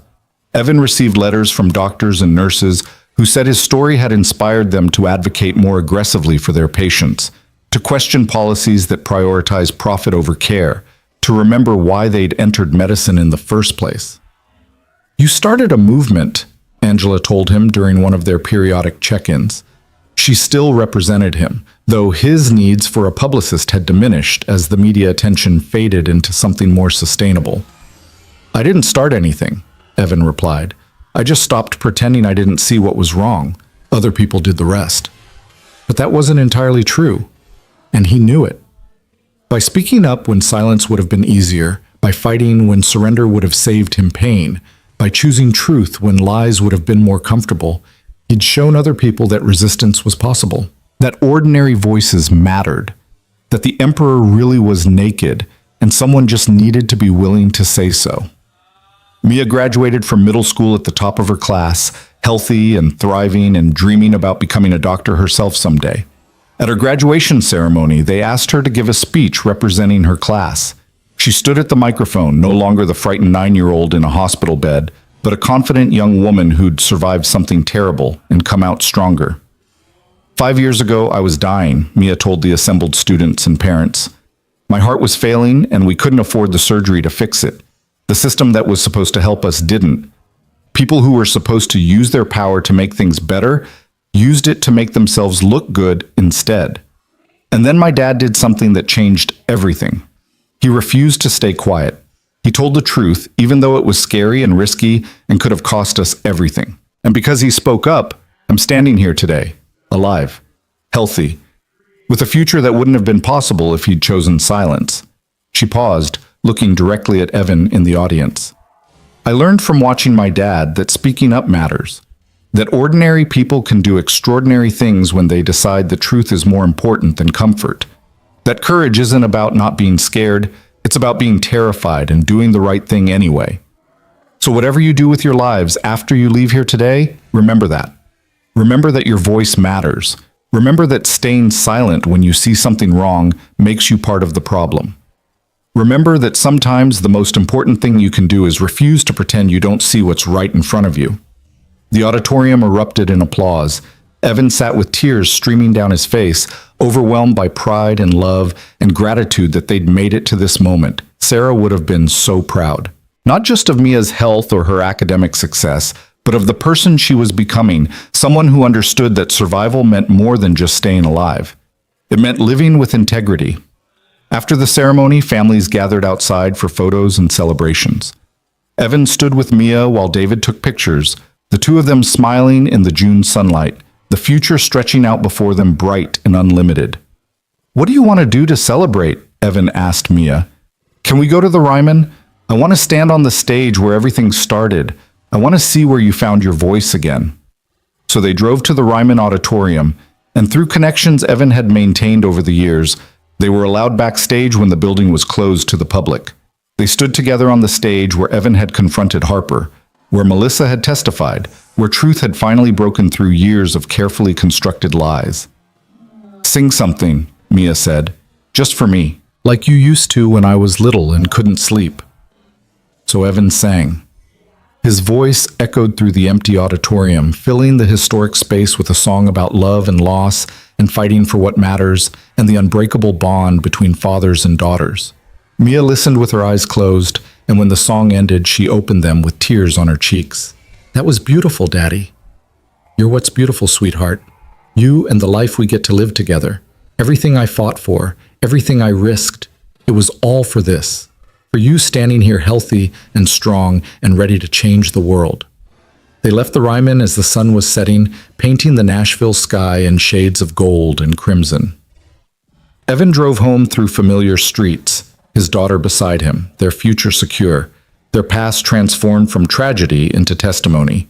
He thought about Harper sometimes, wondering if she'd found peace in her new anonymous life. He thought about all the families the Sarah Brooks Memorial Fund had helped, the children who were alive because someone had been willing to tell the truth about how badly the system was broken. He thought about the music he'd made and the songs he still wanted to write. He thought about Sarah and how she'd taught him that integrity mattered more than comfort. But mostly, he thought about the moment he'd decided to stop being invisible, the moment he'd chosen truth over safety, courage over fear, speaking up over staying silent. That decision had cost him everything, his jobs, his privacy, his peace, and it had given him everything too. His voice, his daughter's life. Proof that ordinary people could change systems that seemed unchangeable. Years later, when journalists asked Evan what he wanted his legacy to be, he always gave the same answer. "I want people to remember that one voice can matter, that speaking truth to power isn't just for the extraordinary, that sometimes the most important thing you can do is refuse to stay quiet. When staying quiet would let injustice continue. I was just a janitor who got tired of watching powerful people exploit the vulnerable. But being ordinary didn't mean I had to be silent, and neither does anyone else." The Sarah Brooks Memorial Fund continued to grow, eventually helping hundreds of families navigate the impossible intersection of medical necessity and financial reality.